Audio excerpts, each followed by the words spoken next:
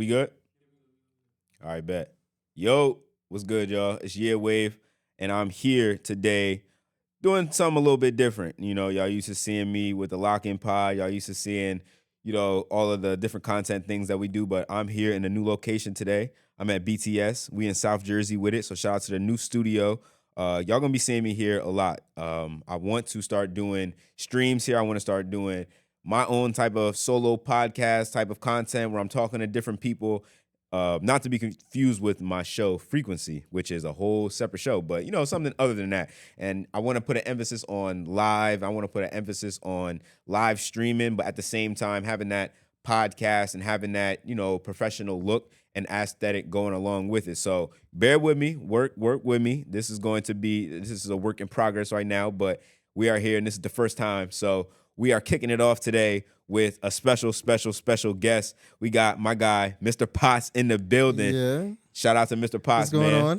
Hi. How you doing? What's up, bro? How you doing today? Man, I'm doing all right, man. Feeling blessed, feeling grateful to see another 24, man. Yeah. I'm glad to be in the Philly area, to get some work done. I'm actually shocked right now that I'm on camera, but at the same time, a beautiful nigga like me needs to be in front of a camera somewhere. So, bro, I appreciate you, bro. I appreciate you pulling up because y'all don't even know, but today there's been some, last minute changes and things going on today that were not forecasted and were not planned. But I'm a professional, and the show must go on. Yes, so we here today, and I asked my boy last minute, yo, can you pull up? Can you be on camera? You want to do some pod style content? Is that something that you're interested in? And he's a real nigga and he held it down. So shout out to you, bro. I appreciate you for pulling through.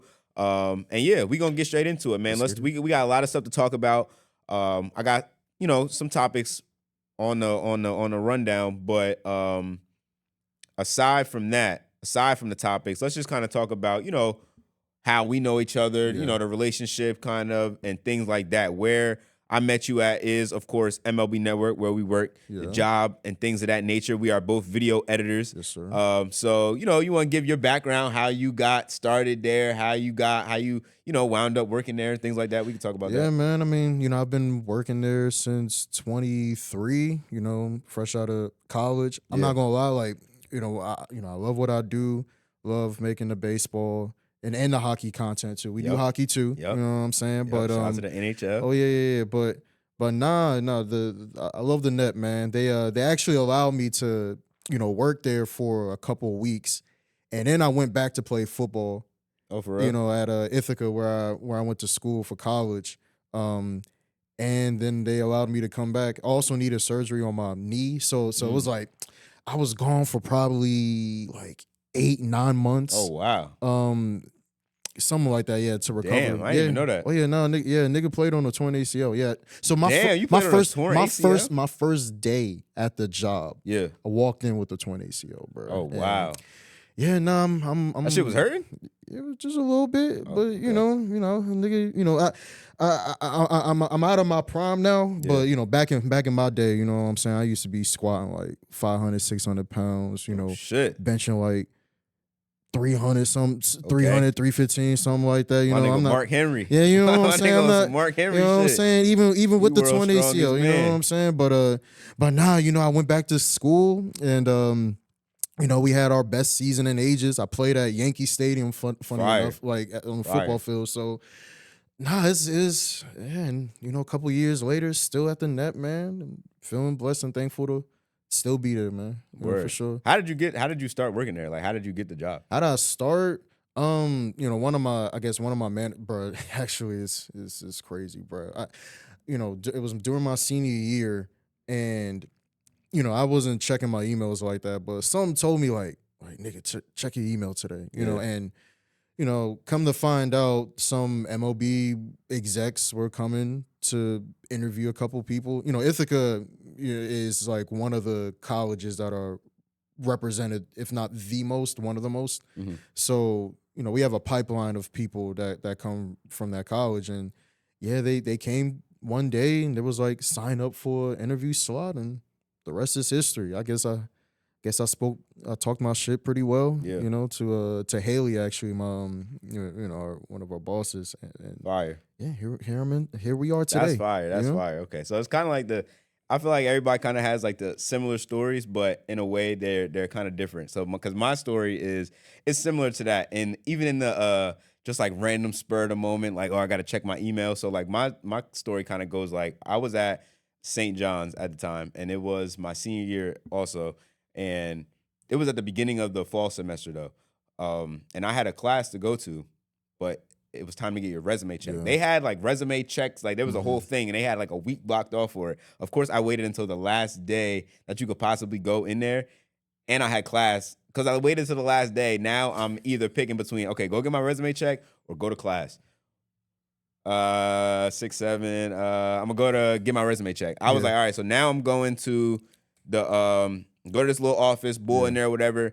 Shout out to James Lally. That's his name. My nigga James Lally. That's who held it down for me because he was checking my resume and he like, yo, you should go by the MLB Network booth. You know they're gonna be at the job fair because this is what we're getting our resumes checked in preparation for the job fair Right. that's about to happen next week or whenever the fuck it was.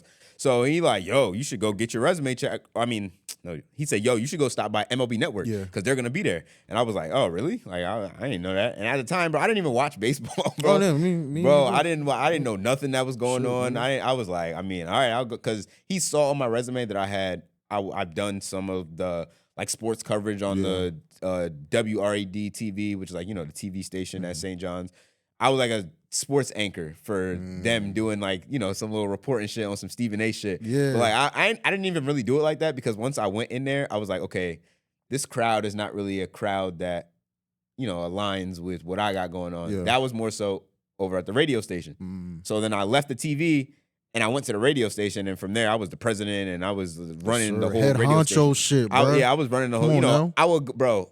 My senior year, bro, I would wake up like 6 o'clock in the morning, go there to the studio, be there from like 7 o'clock in the morning, and then I'll go to class or whatever. But then I would come back there and be there until like 8 o'clock at night. All my mans used to that was like the spot where we would just go, just to like centralize and before you go wherever you gotta go, we just gonna come here and like everybody meet up right here type shit. That was the spot. We got to interview like some pretty high profile artists, like rappers and stuff like that after the concerts and shit. I got to host the concert that we did. So it was like I was doing what I had to do, but it was on the radio side. It wasn't even on the TV side. That was for one semester, my freshman year. And then after freshman year was COVID, so it wasn't even no school. You know what I mean? So that was a very, very, very small blip in time. But that shit ended up, you know, it did what it had to do. Because then once I went to the job fair, I went there with my mans from sports broadcasting class. And that nigga was a baseball nigga. Like he fucked with some baseball. He was in there. So then when we're sitting down at the job fair, it's Gilbert. You know, Gilbert. He doesn't work there anymore, but Ryan Gilbert. Yeah. So that's who we were talking to. And so, you know, he go first. So they talking about baseball and you saw what happened last night and all this. I'm like, nigga, I have no idea what to say to this nigga, bro. I haven't watched baseball bro. I used to play when I was in like 5th grade, 6th grade. But like, the funny thing is I was better at baseball than I was at basketball at the time, but I just wanted to play basketball because for whatever reason, I'm black and shit. You know what I mean? So I want to play. I want to hoop. like I want to hoop. So fuck it. So I'm going to hoop. But I had that background though. So like I know enough about the sport, but I don't actively watch. So when I get in there, you know, we have some surface level conversations and shit. But he was like, so what do you like to do? And I was like, edit. Because that's literally what I said. And so then he was like, I was like, bro, I literally spent all summer, because you gotta think this is the beginning of fall semester, so we just coming back. Right. So I had literally spent all summer editing, bro. I had edited music content for me. I had edited YouTube videos for me. I had edited music videos for my friends. I had edited like just different shit. Like, so that's all I was doing the entire summer was just on some content shit, but I was still heavy music focused. Like I was trying to still be known as I'm rapping, not I'm doing content. Yeah. And so once, you know, I kind of made that switch, and now it's like way more shit just started taking off because I was already being a content creator, but I was trying to package it in rapper. You know what I mean? But now it's different. The music is just something you get, and I'm going off on a tangent. But back to the point about the job fair at MLB Network, he connected with that point about editing. And he was like, yeah, I'm gonna recommend you for this job. And I was like, what? Nigga? I was like, what the fuck? I was like, are you dead ass? He like, yeah. I'm like, all right. He like, yeah, just send me some of your stuff. Send me some stuff that you edited, and yeah. I was like, all right. Bet. And so I was hype as shit, bro, because this is the weirdest shit ever. At everybody else at the job fair, there is a human representative. There is actual, you can see this person in real life who you're talking to. Yeah, bro, this nigga's on Zoom. He the only person in the whole job fair on Zoom. I'm just sitting in front of a computer talking to him like he's the only person. I never met nobody from MLB Network until my first day. It was all Zoom, everything. Because then from there, it was all right. I got to do some meetings with Haley and Matt and Casey. And so then we doing the meetings and shit. And everything was all good in the meetings. And so we had one. And I'm like, I'm graduating in the spring. And so they're like, all right, well, keep us posted and keep us updated. So I'm like, all right, bet. This is something good. Like, I'm hyped as shit that I got this. And so I'm like, all right, how do I not lose this? So then I go, and it's probably like February now at this point. But like, I haven't talked to them after that. It was just, okay, we had a good Zoom call. Yeah. And then they was like, keep me posted. But all right, now it's my job to keep y'all posted. Right. So I just reached back out. I think I emailed them again, and I was like, hey, I'm graduating still in May. Like, it's almost May. So like, till I got a job. I'm graduating, yeah. Like, I'm graduating. Like, so what's going on? Yeah. I'm reaching back out because I haven't heard nothing, but I'm not gonna hear nothing because what's there to hear? You know what I mean? Right. So once I told them that, they're like, oh, okay, yeah, let's get back on the call. Bet.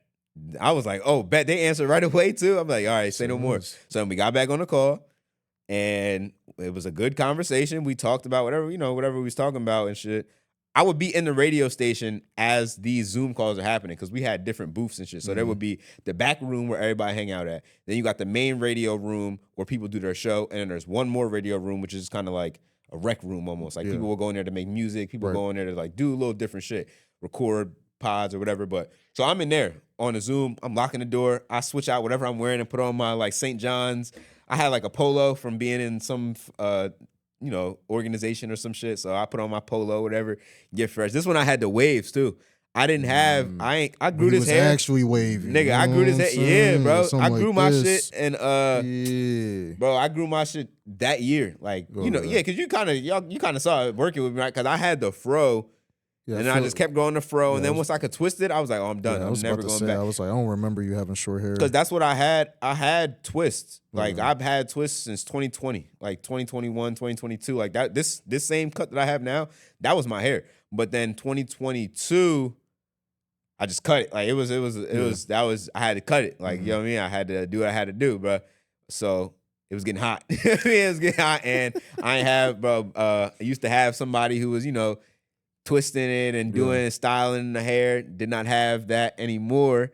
So now I just got all this fucking hair. You know what I mean? So I was like, I got to do something with this. So I ended up cutting it. But the whole point was to get back. But at that time, I had the waves. I looked all super clean cut. You know what I'm saying? No speculations could be made. No assumptions would be made about me. I look as whatever. My grandma loved the way I look. That's all I'm going to say. That's good. That's all I'm going to say. You know what I'm saying? And I think they that message was received by the MLB Network people too. You know what I'm saying? This looks like a safe young man. Yeah. And we can proceed, moving forward with him. But I ended up getting the offer off that second call before I even graduated. So I was kind of like, that was kind of cool. And we've been rocking and rolling ever since, man. Glad you came. Shit, we probably wouldn't be here right now if you wasn't there at MLB. So shout out to MLB Network for connecting two young black brothers. Yes, sir. WMLB Network. Yeah. What do people say like when you tell them that you work there?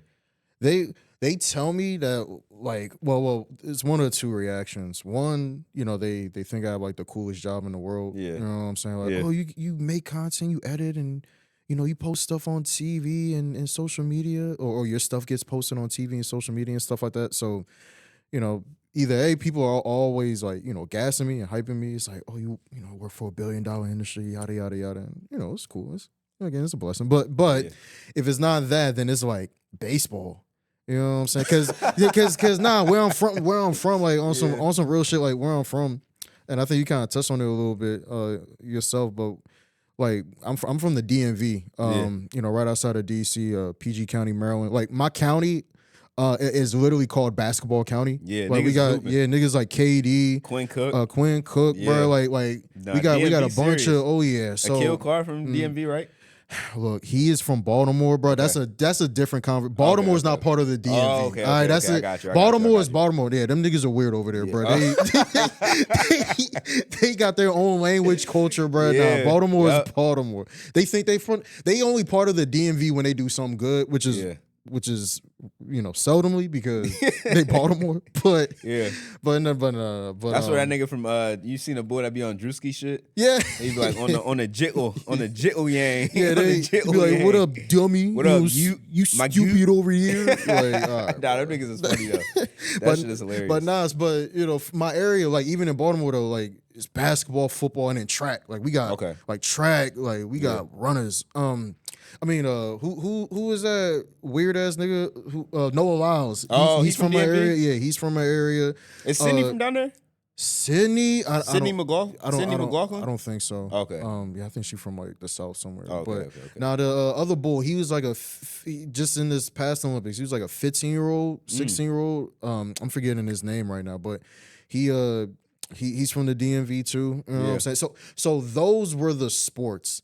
Right, so when you look at someone like James Wood, for example, he's from my area. James Wood? Yeah, James Wood. That's hard. That's what I'm saying. He played for the Nationals too. Yeah, tough. I'm a Nats fan. You know what I'm saying? Fire. But okay. Yeah, so James Wood, like he's like a 1 in a million nigga, bro. It's like, and he hooped too. Like of course, he's 6'7". Yeah, I'm about to say he tall as shit. Yeah, he's 6'7", but he's like a rarity where I'm from. So, I say all that to say like baseball, it's getting more popular, especially when they got, brothers like us joining and being more incorporated in baseball. And I'd argue that the sport has become better because of it. Yeah. You know what I'm saying? But yeah, nah, they some people when I'm trying to convince them, like, the World Series is on, man. Like I'm not gonna lie, like not trying to hear that World Series shit. But you'd be surprised at the same time too, and maybe it's just because I'm in baseball, they know a nigga is working in baseball, so they're like, let me see what Paz is doing. I know that baseball is getting more popular because my boys back at home, they be tapped in, a little right? bit. Like, yep. I got the same experience. Experience, and I fuck with it. Like them saying like or talking about the Phillies or talking about whatever they're talking about. As they tuning in, it's like okay, this is fire because I know I'm tuned in and I'll be talking about that shit. But this is a big group chat that we have. Yeah, everybody's talking about what Joe Burrow did. You know what I mean? Like what's going on in football, what's going on in basketball, what Bron did. Yeah. So the niggas in there, they like Bron, they like the Eagles, they like the Philly teams or it's New York. But it's like that's kind of the makeup of the chat. But if I'm about to send some, Ellie De La Cruz just did something, they about to be like, get that shit the fuck out of here. Yeah. They not trying to hear that shit. But I feel like it is starting to get a little bit more traction, which is cool. If we got to get some more swag in baseball. We gotta get some more athleticism. That's all that's missing. Some dudes that can jump 40 inches. Yep. You know what I'm saying? We got too many hard pell workers in the MO. Nah, let me stop. Nah, it's too many. It's too many. I say this all the time about my Phillies. 'Cause I'm a Phillies fan. Yeah. I'm mostly like New York shit. I went to St. John's. I'm a Giants fan. But when it comes to baseball, bro, playing baseball down here in South Jersey, Mount Laurel baseball, my whole life growing up. 5th grade, we won a championship, nigga. Sir. 3 home runs in a row. I hit one of them bitches. You know what I'm saying? 3 home runs in a row. I will never forget that. My teacher was at the game and everything. That shit was lit, trophies and all that. I was bull. But this is what I'm saying, though. I'm really tapped into baseball lore. And so around that time, that's coming right off of the 2008 Phillies era, 2009 World Series, they lost. But that's coming off of that era. So that's kind of what I'm growing up in. And at the same time, Mount Laurel baseball will send us to the game every year. Like, we get to just go to the game every year, like, or the tickets will be at a discounted rate or whatever. So my mom will always get the tickets. Me, my mom, my aunts, whoever will go to the game, but we will always go to these games, or if I'm going with other teammates to the game. But that was something that was, like, consistent coming up. So I always just had love for the Phillies, and so that was always just my team. And one thing I have said for ages about the Phillies is it's too many frat boys on the team. The frat boy lineup is not working. They went to the World Series, and that shit did not work. Yeah. Let's get some more. We got Adolis Garcia. That is good. That's a step in the right direction. We got Adolis Garcia. Let's get some more people that look like that on the team. I don't know, though. He might be on some, like, Nah, he's definitely shit, bro. Yeah, no, like, he's not black. He about to, bro. That's what I'm saying. I know black. Yeah, that's what I'm saying. Black. So he might be on that. But that's fine because I know what you are. So Yeah. it doesn't matter. It doesn't matter at all. If we get more people, you see what color his skin is. That nigga is darker than me. And you about to say, I know black, get the fuck out of here. So, but what I'm saying is if we get some more, we can get Garcias and De La Cruzes. It don't matter. No, that's facts. I'm talking about what I'm talking about. Yeah, And I'm talking about the genetics. Oh, yeah, no, we need some more of those about. genetics on the team and we'll be good. But shout out to the Phillies though. Shout out to the MLB. Nats, we we're Y'all actually good different actually on that front. Oh yeah, no, Y'all and we good got on that brothers. I front. think we got like the most brothers like on a team in the league right now. So yeah, we're good, man. I like what we're doing with Young. You know, we got a bunch of like millennial young dudes, all of them under 40. You know, we just had a complete front office shift, and I like what they're doing.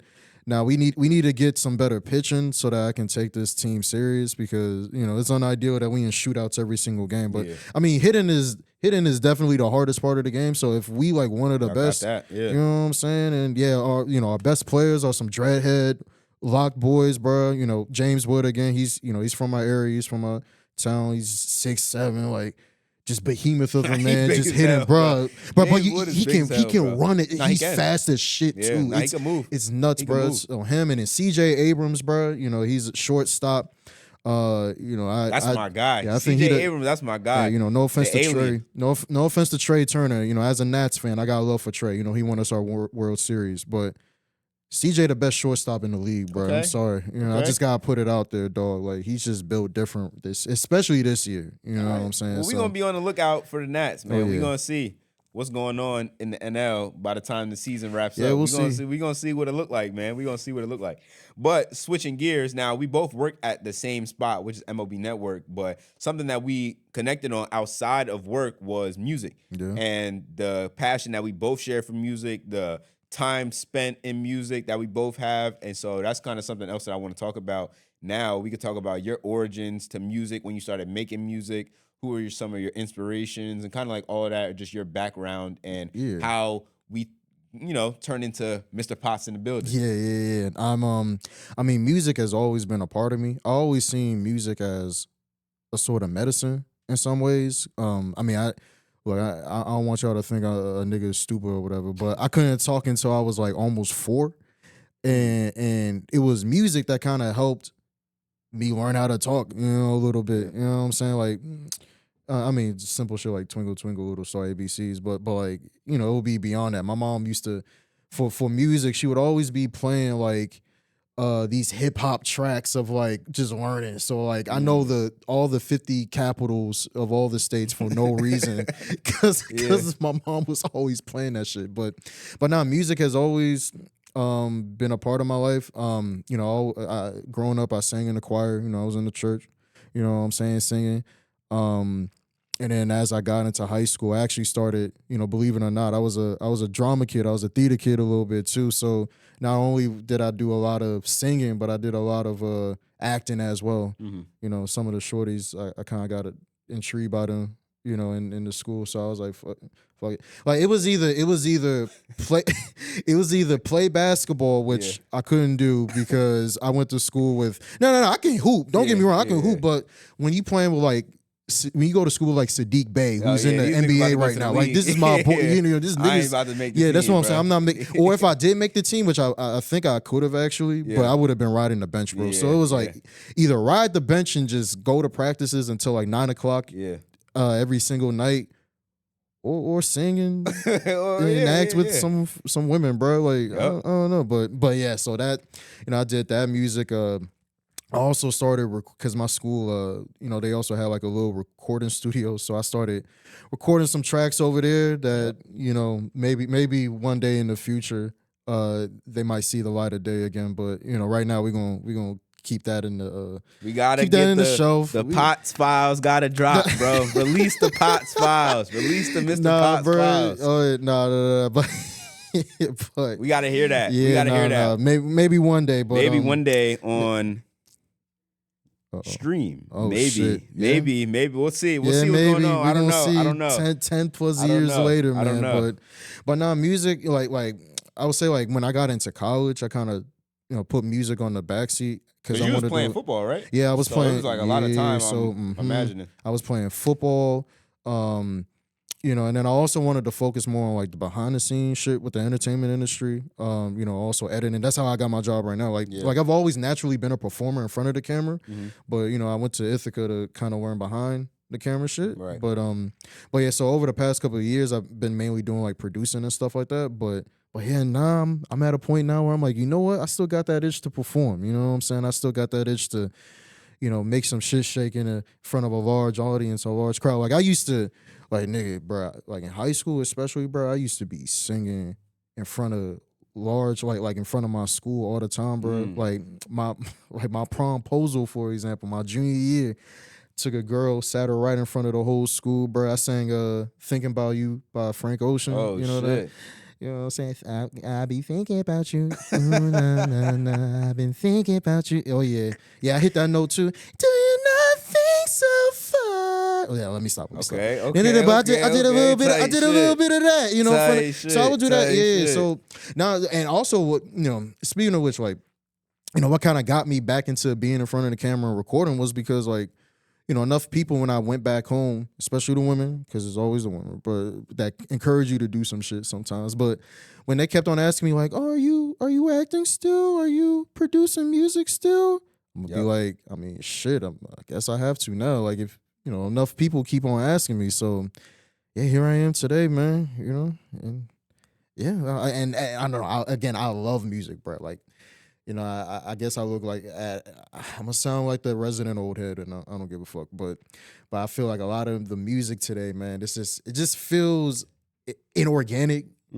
Is the best way I can explain it, bro. So I also feel like in some ways I see myself as like a music savior a little bit. You know what I'm saying? It's Bring like that soul back. we gotta bring that energy, that soul back, like.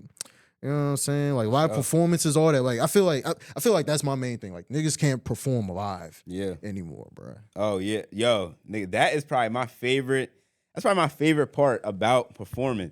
Cause bro, I've just like seen that shit from when I was younger, honestly.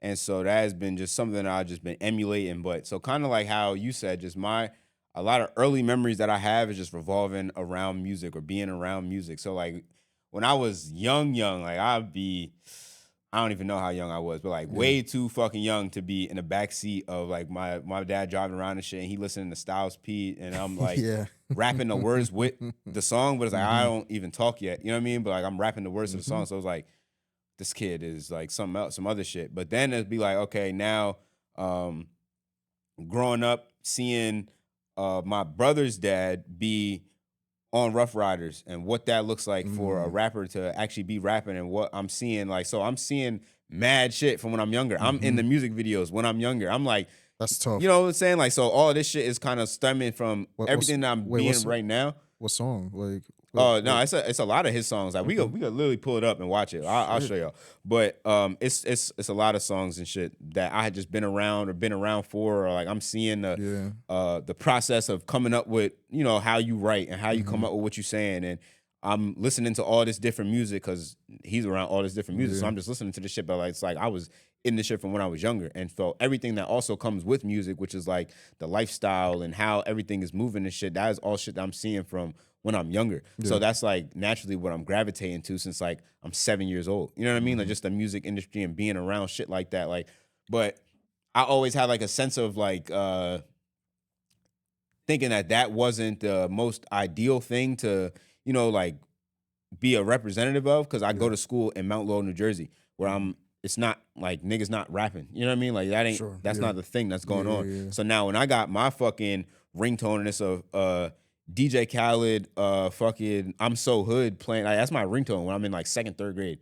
I put that shit on my phone. Nobody did that, like, because I'm very tech savvy. Always have been since I was a young boy. But I did that shit. I put that shit on my phone. So then when my phone goes off in the middle of class, I feel like an absolute jackass for playing. Because I know I'm around a whole bunch of white people. Like my situational awareness has always been high since I was very little. Yeah. And I obviously know that this is not something that will be received well by all these fucking people in here and this 50-year-old white lady. Right. So when that shit starts playing in the middle of class, bro, like that's like the most earliest like thing of like trauma that I could remember in my head, bro. Because I just remember feeling like so embarrassed, like, oh, these people are going to think I am the N-word. You know what I mean? Like, that is my thought. That's what I'm thinking when I'm in the class. Anyway, but yeah, exactly. And so now I'm giving them a reason to think that, because you playing this fucking I'm so hood shit, T-Pain on the fucking hook talking about, and I got these goals up in my like that. Like, why is that your ringtone? But I just let that shit rock. I didn't even I'm not about to go up, and obviously they know it's me, but I'm not about to go up and turn my phone off. That could be any of these white kids in here. That's what we gonna let them think. Yeah.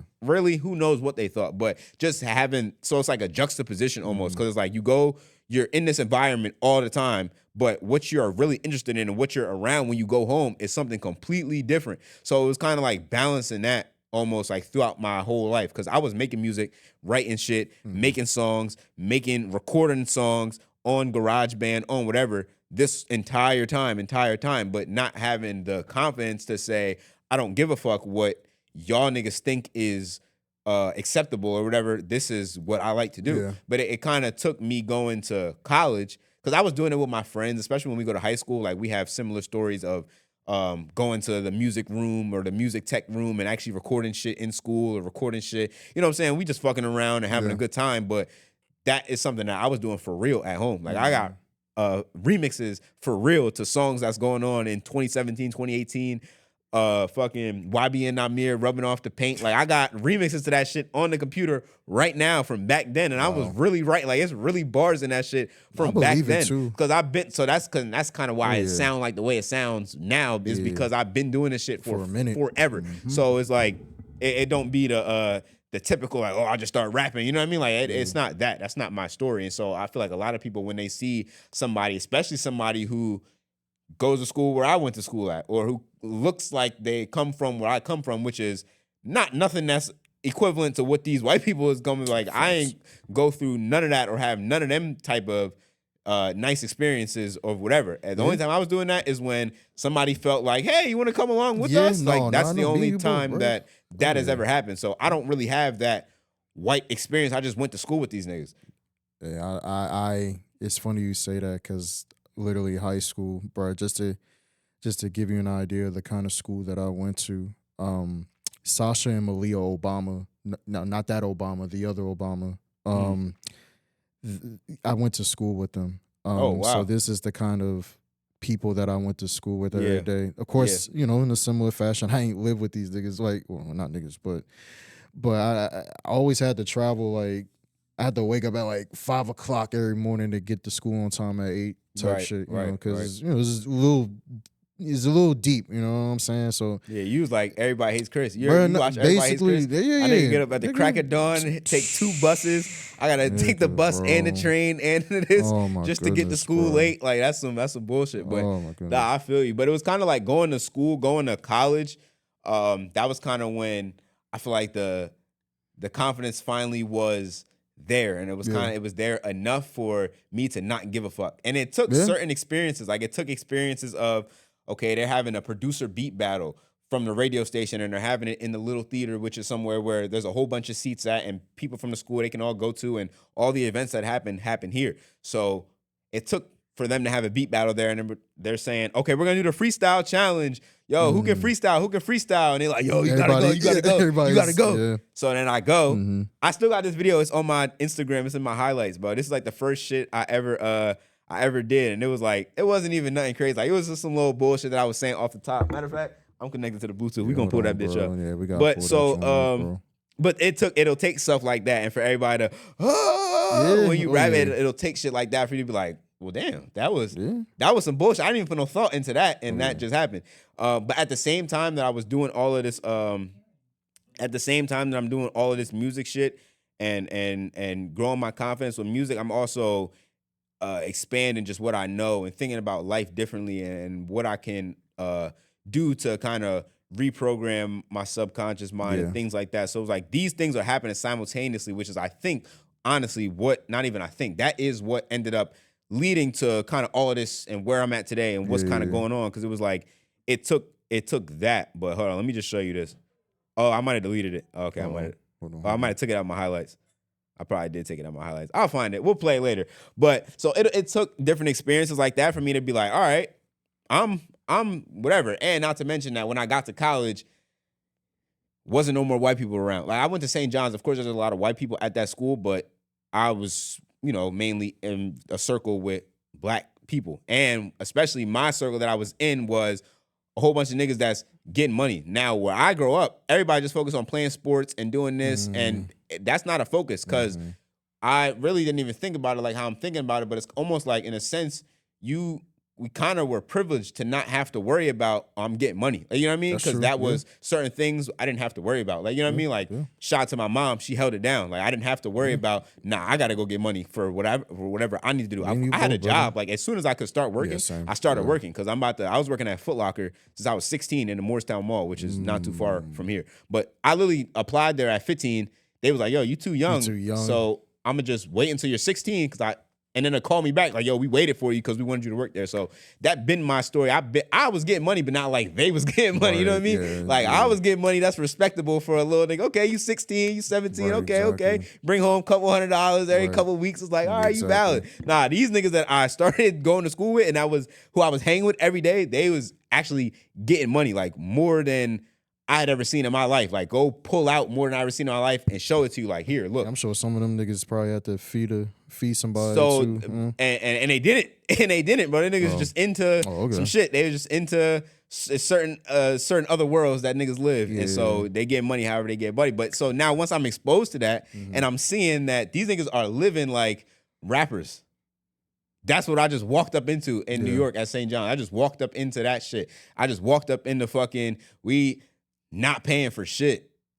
Like, somebody else is paying for this. You know what I mean? Like, we just walk, like, it's some shit going on. And so now it's money being made every week. It's shit happening. Now I'm wearing what I'm wearing. So it's my whole, like, had a whole perspective switch on what you could do. But it was that way. I always knew that way was not about to be the way because I didn't come up in that way. So that ain't going to be the way that I'm about to end up. Nothing's going to manifest for me that way. Yeah. But I just saw the lifestyle that was possible to live. And I almost credit them with shifting my shit. Because before, I'm just going to college now. You know what I'm saying? I'm just having a good time, blah, blah, all that. Now, once I get there and I'm with them, now my focus is, oh, shit, you can get rich. You can have money. You can be good and not be worrying about, oh, we gotta eat noodles. Like, I was eating noodles. You know what I mean? Like, in my dorm room, you know what I mean? These niggas is fucking getting hibachi every night. Every night. It don't matter. We good. We eating. Nigga, Nico's right down the street. Yes. And it was that's what I was doing. That's what I was doing. You know what I mean? That's what I was. So it was like, it's good. But that just that switched my whole perspective of how shit needs to go and what I need to do. So I just got super, super, super business oriented after that. And that's kind of when the music was like, all right, I'm going to the studio with them. And now we going to the studio, but them niggas don't rap for real. I actually rap for real. You know what I mean? So it's just like I kind of just took that initial spark, initial steam, and I kept going. I never stopped with it. I ended up being the first student to perform at that concert, the one that I ended up hosting my senior year, but I was performing at it my junior year, and I opened up for B Love and Sleepy Hollow and whoever else was there, Capella Gray. Like, so I was opening up for people. I done opened up for 4-1. Nice. In Clifton in New Jersey. So like I was doing some music shit like for real. And I was like really locked in and trying to take it wherever I needed to take it. But it was that in college is kind of when I developed that. That's kind of when I like reached my like, all right, now niggas can't fuck with me now. Because now it's like I'm not even scared to do what I've been doing my whole life. And it's almost like this is what niggas is doing. Now everybody's just streaming and now everybody is, you know what I'm saying, like doing content, and now it's cool to just be a teen rapper. Like, that's kind of new to, 2016 and beyond. And so like that type of shit, especially this whole internet streaming shit, I'm like, bro, I did TV broadcasting for 4 years in high school. Like, nigga, this is what I do. I've been watching YouTube. I was watching iMaverick and Chris Smooth and QJB and Bullet RC and Kick Genius. Like, nigga, that was my life, nigga, was watching these YouTube niggas and playing the game and playing my league and making custom shit on 2K and doing what these YouTubers do, but just not having a channel. You know what I mean? Like, so that whole shit that was my life, or a little editing shit, or working on GarageBand. All this shit that I'm doing right now is what I've been doing since I was like 9, you know what I mean? Or like 10, 11. So it just became cool. It almost seemed like this became the trend to do what I like to do. So I'm like, I might as well do it. And so that's one thing I can say though, that like my family has been super, super supportive of what I've been doing. Yeah. Just because to them, it doesn't seem like this is something that's like a hard pivot, or like this is like something that's new, or you just trying to do something because everybody, you know what I mean? Like, because it's like, no, I've seen you doing this from since you was I yay was high. about You to know what I say, mean? you So in it's like music videos and shit. that's nigga. bro. Yeah. I'm gonna show you where the remote at. I'm gonna show you. All right, can I cast it to the TV? Oh, bro. Because y'all gonna see. You gonna see, bro. Oh shit, that's the TV. I'm looking around. I'm like, wait, nigga, TV. What you talking about? I was like, wait, are we gonna be pretending? Like, wait, I thought we was gonna be acting for a second. Oh no, this is a TV. All right.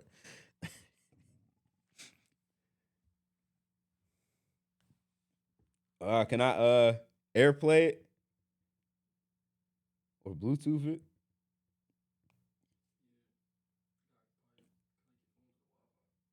All right, what's you got the code?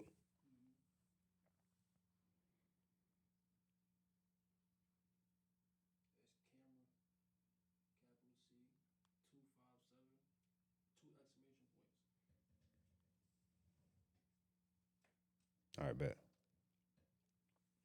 How we sounding so far though? How we doing? Doing good. All Bet. right. Bet, Yeah, bet, all bet, right, bet, there bet. we go. There we go. Yeah, yeah, that's my shit, nigga. I'm telling you, bro. Every night, bro, or not maybe not every night, couple nights out the week, bro, was Nico's, bro. Yeah, is that just a New York joint? Okay. And the one we was going to is on in Queens on Utopia Parkway, bro. It's right across the street from St. John's, bro. Got you. That's where we was at with it. Hibachi. There you go.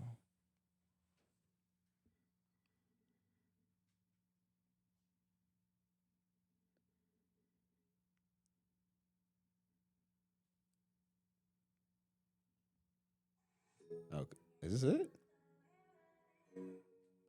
This is not it, bro.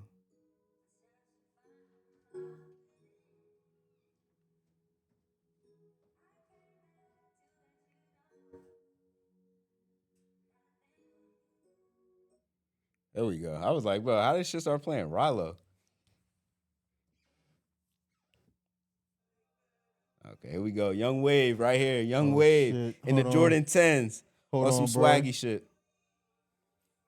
Those was my beats. Yeah. Oh my goodness.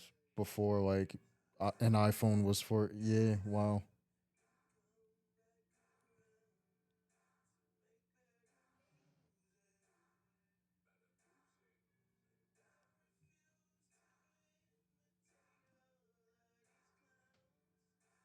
Coach Flash. That's Reese's uncle.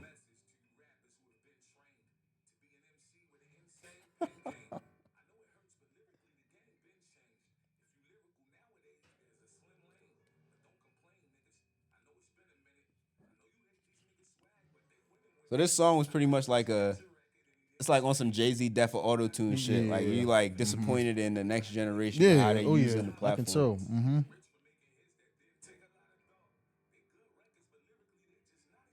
That's how I be sounding today. Shit. You see, I was spinning, bro. Every Yeah, time I man. cut my shit, it get like that, Oh bro. yeah.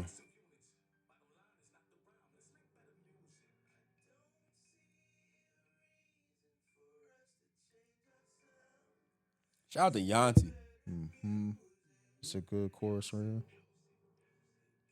That's my nigga. My first ever EP that I released, the first project that I ever released when I was making music, I went to his studio to engineer, like, to record a good amount of most of them songs.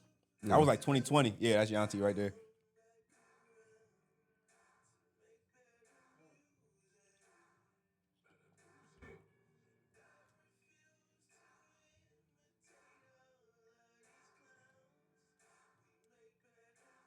This is the best scene.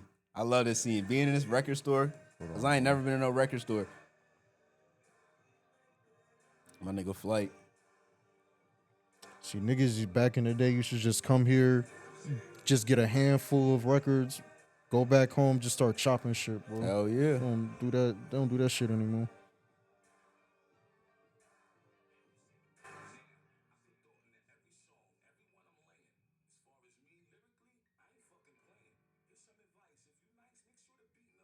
On some fly shit. I still fuck Adidas sweatsuit just like that.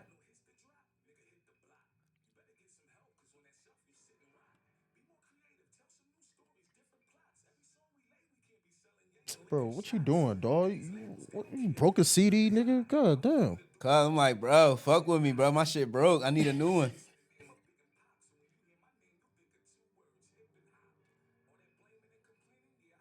Oh, let me see what you picking out next. Let me see. Uh-oh. Oh, you picking out Nas. Yeah. Now I'm looking for Illmatic. I'm trying to get a It's not replacement of my there. shit. It wasn't there. Gel me.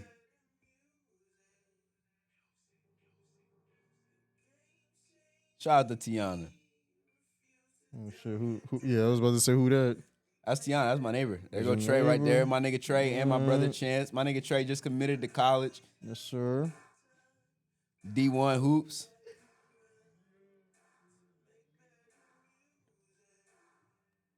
Sure.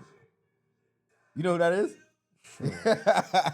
That's my next door neighbor, bro. I'm about to say For my whole life. Shit, what's my she next up? door neighbor. What's she up to? I mean, I'm assuming she way older She just now. had a you know? babe. Nah, she's. Oh, They graduated. She graduated 2 years before me. I just look like a young boy, right? She looked big as shit compared to me, right? oh yeah, that is true. Now women also grow up faster, so that is funny as shit. But yeah, that's not surprising. Nah, she just had a kid, and they just moved to Chicago. Oh, good for Not too long good for ago. her. Good for them.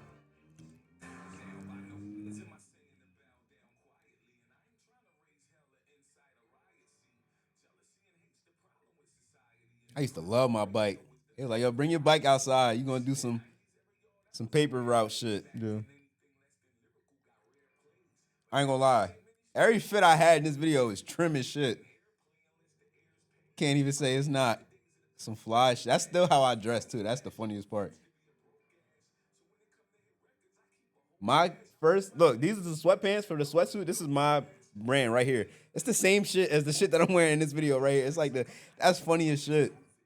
Dummy, caught you.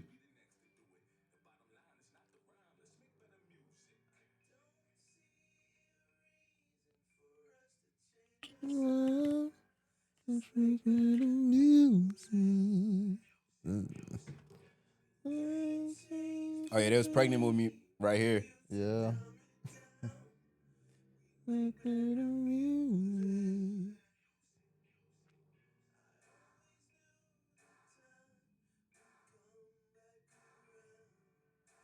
Shout out to Jameer Nelson on the Magic on the TV. This shit old as hell. Yeah. Oh my goodness, bro.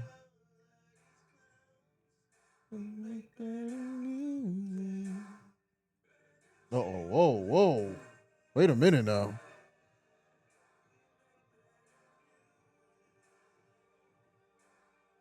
Nigga, you just listening? You not gonna go over there and help me? That's what I'm saying. You not gonna help moms out, nigga? Oh, Yeah, I wasn't fucking with that, bro. shit. I'm out of here. I'm upstairs, yo. I don't fuck with this nigga. You see what numbers on the back of that jersey, Oh too. yeah, 2-4.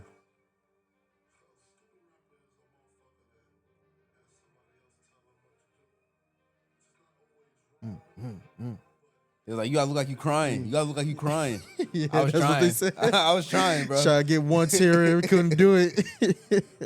I told you, bro. I'm not lying, bro. I'm a Giants fan. I've been a Giants fan my whole life. Sir, go Giants. And I ain't gonna lie, since I was a young boy, my hat collection was stupid. Yeah. Look at this. Look at this nigga trying to make it right. Nigga, you not making shit right, nigga. I did not forget what you just did.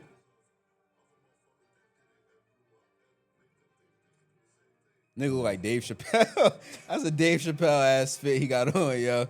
He look like he about to tell some jokes. Yeah. Oh, you got your CD. But yeah, man. So that's what I'm saying. That was a fire. full day of shooting right there, bro. I had to skip Nice. school for that shit. Nice. I remember when I got the bus was coming home because this is my neighborhood right here. This is where I was living. So that's what I'm all the kids is coming home as we shooting that fucking bike scene. That like riding a bike up the street. Everybody's like, Jalen, what are you doing? Jalen, what are you doing? I'm like, bro, leave me alone, bro. Because that's the same time as like I'm trying to shield. Like this is kind of what I was speaking to before. I'm trying to like shield this part from everybody else and not really let that part be shown or let that part be known by everybody else. But it was like the two better than worlds me. was like, you know, they was coming together. Everybody was like, what are you doing? I was shooting another another commercial or some shit we did like at that it was a basketball court up the street. Yeah. So it was like there's different things that I was doing where when people would come and interact with it or try to be a part of it or see what was going on or figure out what was going on, I didn't really want to let you in to be able to know or tell you what was going on, because for some reason I wanted to keep that separate. But as I got older and as I gained that confidence through college, like how I was saying, that shit all kind of went away, and it was kind of like, this is what I'm doing, and it's not like I'm just trying to do some shit. I'm actually doing what the fuck I'm trying to do, and it's working, and I'm seeing results from it, and the results that I'm posting is making everybody else say, oh, what the fuck is he doing now? Right. And so from there, I don't have to feel no way about what I'm doing, because it's not like I was just trying. I mean, I was in that experimental stage for a while where it was like, oh, what is he doing? I was, oh, he posting his trillers on Instagram? Okay. Like, you know what I mean? I was in that stage for a little bit, but shit turned up real quick, and now it's like, it's kind of hard for you to even say anything else, because now when you look at me and you see where I'm at or what videos I'm a part of or who I'm doing collabs with or what the fuck is going on, you like, oh shit. Like, I was just in the store the other day, I seen a nigga that I went to high school with. He's a year older than me though. He's my man's like my best friend. His brother is like one of his best friends. Yeah. So like I knew him since I was in middle school for mad long, but haven't seen him in a while. He was like, yo, I be seeing you on them House of Highlights videos, bro. You be talking your shit on there, bro. So like that is the interaction that I'm getting now when I'm coming across these people. So it's kind of cool. At the same time, I'm still trying to find that like tribe of people that actually like connect with what I'm saying and want to hear for what I'm saying and resonate with my message, outside of just people that know me from school, because they just know me from school. They don't actually give a fuck about the content. They just know Jalen. They know you, but it's not even Jalen no more. It's YEAWAVE. So it's a whole different ball game that you got to fuck with, that you got to be a part of. So that's what I'm building now. That's what these daily streams and these daily, podcasts and shit where I'm offering my opinions on certain things, and through giving my commentary and sharing my viewpoint and my lens on certain things, I'm gonna find people that are aligned with what I'm saying, aligned with my message, and build the community from there. So that is kind of the origins of me with the whole music shit, how the music shit intertwines into the content shit. That was kind of like a very all-encompassing story I just told right there, but it's all true, and that's kind of that's my story, that's my experience with it, with music and everything like that. And that's why we here today. We got YEAWAVE. Are we going by Mr. Potts, or what we going by? Potts, Just Potts. Potts. Mr. Potts, because you're going to put some respect on my name. Yeah. You know what I'm saying? Like, all tree. you know what I'm saying? I got this authority and all that. Nah, but yeah, Potts, I've been called Potts. That's my last name, basically my whole entire life. Okay. Some niggas don't even know my first name. Oh, for real? Yeah, you straight Nate, Potts. Yeah, Nathaniel. All Potts, all Potts, kitchen that's work. That's what I'm saying. Cooking up. You know what I'm saying? Like, look at the flick of the wrist. Yeah, you already know. Mr. Potts. When I think of Mr. Potts, that's the first thing that my mind goes to. Like Mr. Pot Scraper. Like that's the song. Oh yeah. Oh damn, that might have to be your intro song, bro. Oh yeah, nah. Mr. Pot Scraper.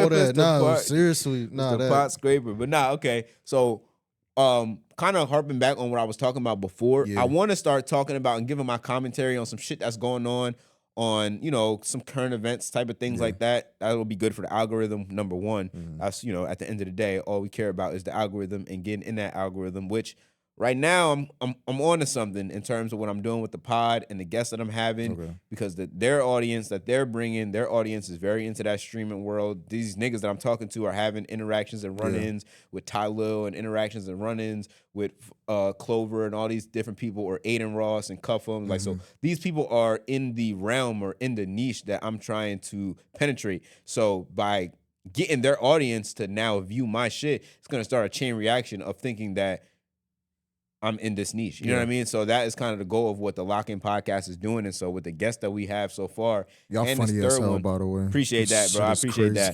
that. Bro, I'm not going to lie, bro. And I can talk about this for a little bit, bro. My love for podcasting is like dumb deep. It's way deeper than just like some niggas sitting down telling jokes. Like, you know what I mean? Like, it's way deeper than that, bro. And I credit, honestly, bro, it's like really, I had a background in radio. So like I told you, I was at the radio station doing all that shit. Everything that I'm doing at the radio station when I'm doing my show is essentially podcasting. I just don't have a camera in front of me. I'm just talking to a mic. I'm doing this same thing I'm doing here, having the same conversation, it's just not being captured on this footage like how it's being captured right here. So that's the only difference. And I'm used to playing music and all that type of shit. I'm used to doing all that. Weaving music with my commentary and shit like that, playing songs and coming out of the songs like, all right, now we're gonna. So I'm used to doing all that, and that's kind of all natural to me. But then I started watching this guy, fucking Joe Budden, bro. I started watching this dude.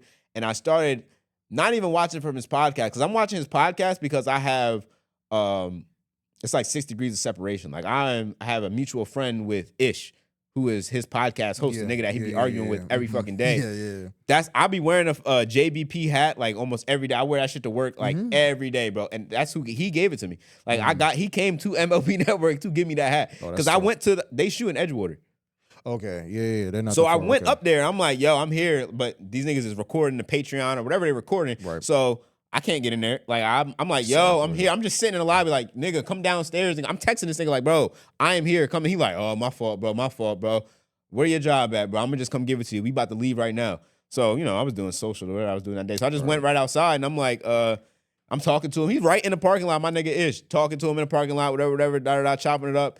And then he like, all right, here, bro. And then he gave me the hat. And then so from there, I'm just wearing that shit. But I have a family friend with him. I used to edit for Queen's Flip, who's also on that podcast. I did all of his short form content this whole first quarter of this year. Like everything from his YouTube videos. I generated this nigga like 1 million views. This nigga wasn't trying to break no bread though. So I'm like, oh, yeah, you think this shit is sweet, nigga? I'm YEAWAVE, bro. It ain't that. It ain't, nigga. You got me fucked up. And I've been, shout out to my boy Matt Management. We've been locked in super heavy. And so it's opportunities and shit that I'm coming across that he's feeding me. So it's some other niggas from a podcast that's about to pay me more today than you have paid me in 3 months, my nigga.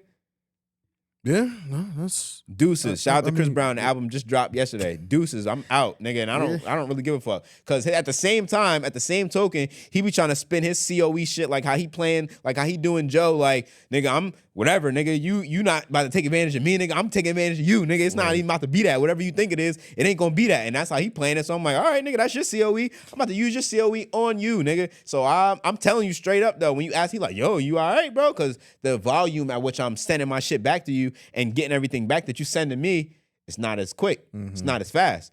Cause you playing. Right. You know what I mean? Cause you playing. And you're gonna do that because you're a shrewd business owner and you've made millions of dollars. And I'm aware of what the practices are of these people that have reached a certain level, because that's how you reach that level, by being shrewd. You don't get to a millionaire by being this fair nigga that everybody is, oh, I'm gonna give you equally what you deserve. I'm gonna give you equally what you deserve. That's really not how it happens, especially when you get to those levels of being as successful as some of these people are. So I'm not even jailed by none of that shit. I know the game. It's just part of. So that's why I'm spinning you, nigga. That's why I'm gonna do the same shit. So now you sending me 2-hour videos, 3 of them at a time.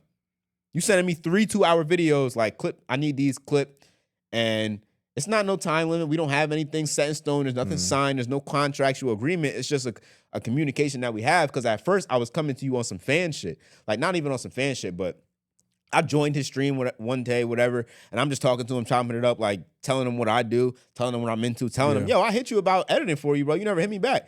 He was like, seriously? And I was like, yeah, nigga. He was like, who you talk to? Apparently, they didn't relay the message, or you know what I'm saying, whatever. But I'm talking to the source now. I'm talking to you, Flip. Exactly. So now it's whole different. He's like, oh, let me get your number and send it to this person, and we gonna start blah blah blah blah. So I'm like, all right, bet. And I'm just hyped because I fuck with this nigga. I really watch the pod. I really fuck with y'all niggas up there. So I'm gonna just edit some shit for you off the strength, bro. Off some, you know what I'm saying? Because I fuck with you. But now that we talking about, seriously doing this and continuing to do this, now we got to make sure this shit is right. So at first, if we talking about, okay, we going to do 50 a clip, we going to do whatever, because I was trying to crack him over the head off the rip. Yeah. I'm like, 150 a clip. I'm not playing. This thing got 1 million subscribers on YouTube. What the fuck? No. You got it, bro. I'm not even hearing you don't got you. I know you got it. So I'm like, I do like 150 a clip, knowing damn well I ain't never charged nobody for no clips. I never even got paid for no clips before this nigga. Yeah, don't let him know that though. Yeah. I'm shooting high. I'm like 150 a clip. Yeah. His assistant, she like, ooh, that's kind of steep. That's a little bit steep. I was like, oh, I mean, fuck it, bro. I was just throwing some shit out there. Like, whatever y'all could give me, I'm not even jailed because I fuck with y'all. Right. And I think that, nigga, you Flip as the successful nigga that you are in content and all this shit, I can learn so much shit from you than you sending me $200 is gonna give me. You know what I mean? Like, I can actually learn from you, speak to you, talk to you.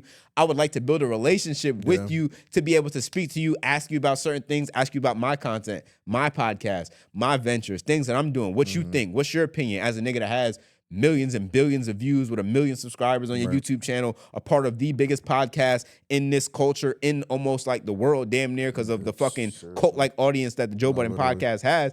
I'm thinking long term. I'm not thinking about some $200. I'm not thinking about some money, because relationships is deeper than money. It is. So That's my intention. But then this nigga like, well, what do you want to know?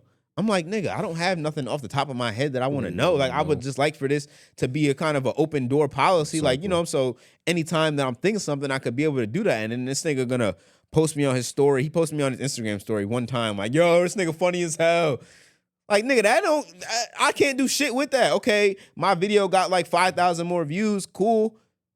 That's not doing shit for me, bro. I was gonna get 5,000 more views, bro. Anyway, right. I was gonna get that regardless, because my shit gets to be like, you can't really play with me like that. My shit got some views to it, so it's not like you just, I'm gonna just throw you up on a story and you gonna be happy, nigga. I was getting views before. I had 1 million views on a clip before I ever talked to you in person. So like, it's not that. I'm looking for a relationship. I want to actually build in this space. I want to be on this fucking complex hip hop media list that we about to talk about. Right. I want to be on this list. So I want to learn from you some things. I want to learn strategy, content, advice, tips. That's what I'm looking for. I'm not looking for I'm just about to ask you one question right here in the DM right here. You know what I mean? So it was like, that shit kind of threw me off a little bit, because it's like, all right, you post. Oh, shit. Uh-oh. I'm like, you post me on your story, whatever, you could post me. That's cool, nigga. You definitely damn near got to post me, because you only sent me like $300. Yeah. You sent me $300 one time, bro. And I cut shit for you from January, starting in January, February, March, and it stopped at the beginning of April. That was the last. I sent you to whatever I had to send you, and that was it, because I'm doing this other podcast now, right? And they breaking bread. You not even breaking bread, so I'm off that. But that was kind of my thought process going into it. But I say all that to say, I study these podcasts. I study what's going on in this content landscape. This is what I do. Everybody, I mean, not everybody, but if you just kind of like looking, you would kind of think that I just watched a lot of podcasts, because I watched Jeff Teague and Club 520. But I've met them on several occasions. I've interacted with them more than one time. So it's like, I'm trying to actually actively learn from these people, get in their ecosystems, get involved, get in front of their audiences and shit like that, and leverage that to what I'm doing. Because what I'm doing, I have a whole vision for what I'm doing. And I've mapped this shit out. I've used Claude, ChatGPT, and Gemini, nigga, and to cross-reference what I'm thinking. I go to the fucking computer and do it. Like, it's not no service level shit. It's a very, very orchestrated thing that I'm trying to do. But so I say all I have to say, I really watch these shits, and I really watch podcasts. And so for shit like that to happen, bro, it was like, that kind of gelled me. But I just kind of see where content is going. I see that Netflix is having people, Netflix is having their podcasts be featured as shows on their network now. So it's like, this shit is different. They're not doing that with streamers yet. I don't know if they're going to do it, but they didn't do that with iShowSpeed yet. But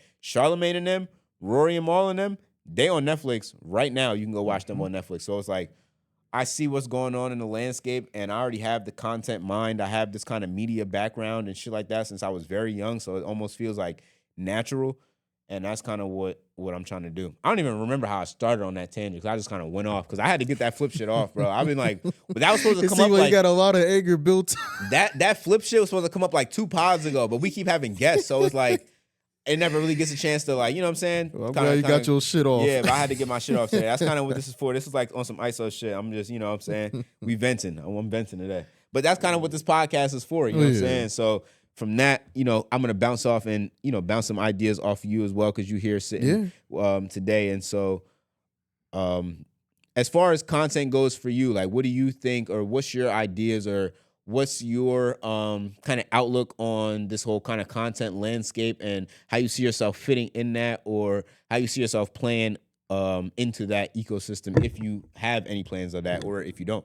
Nah, just in general, you know, one thing that I've always, you know, going back to the acting, if it's not music, it's always like producing like short form content. Yeah. So I actually be posting skits now for a little bit. You know, whether if it's like on some faith shit or on some like football shit. You know, I'm trying to stay busy. Look, I know one thing, especially, you know, looking at you, is like there's a lot that I definitely have to learn in terms of like strategy and what and how I should post things but nah, in terms of like, you know, what I ultimately want to do, shit, whatever door fucking opens up, I'm walking through that shit. That's really how I feel. So it's like some people, if the way to do that is like through streaming, which, you know, going live, I'm that kind of nigga, bro. It's like, I don't know if you should put me on live, because I might say some shit that a real you know live what I'm saying? It's like, oh shit, you know, Pods is wilding right now.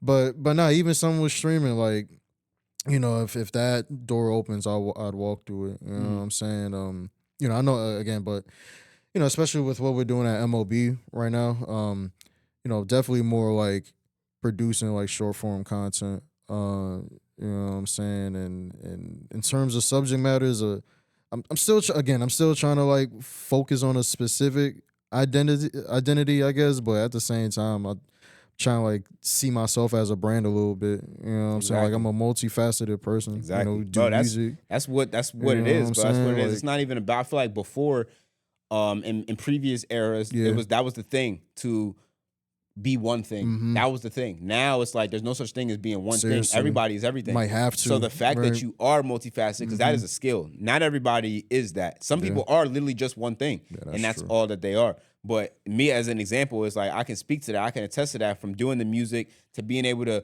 go live stream and do IRLs where I'm like in a club, or I'm wherever I'm at, or I'm at the party and I have the camera on me and I'm interacting, to being able to do a podcast sit down, to being able to go, you know what I'm saying, play the game on the thing and be animated and have commentary. But all that speaks to, it's like what I've been a part of and what I've been consuming from since I was younger. Was that YouTube thing, was that all this content type of thing. And so I just feel like, especially now, it's like you got to be multifaceted. They said artists, you can't even be an artist no more if you're not a content creator. That's you know what I true. mean? You can't even, Literally. you literally can't even do that. But this is kind of a good segue, because there are a lot of artists or people that you may not typically consider media on this complex hip hop media list.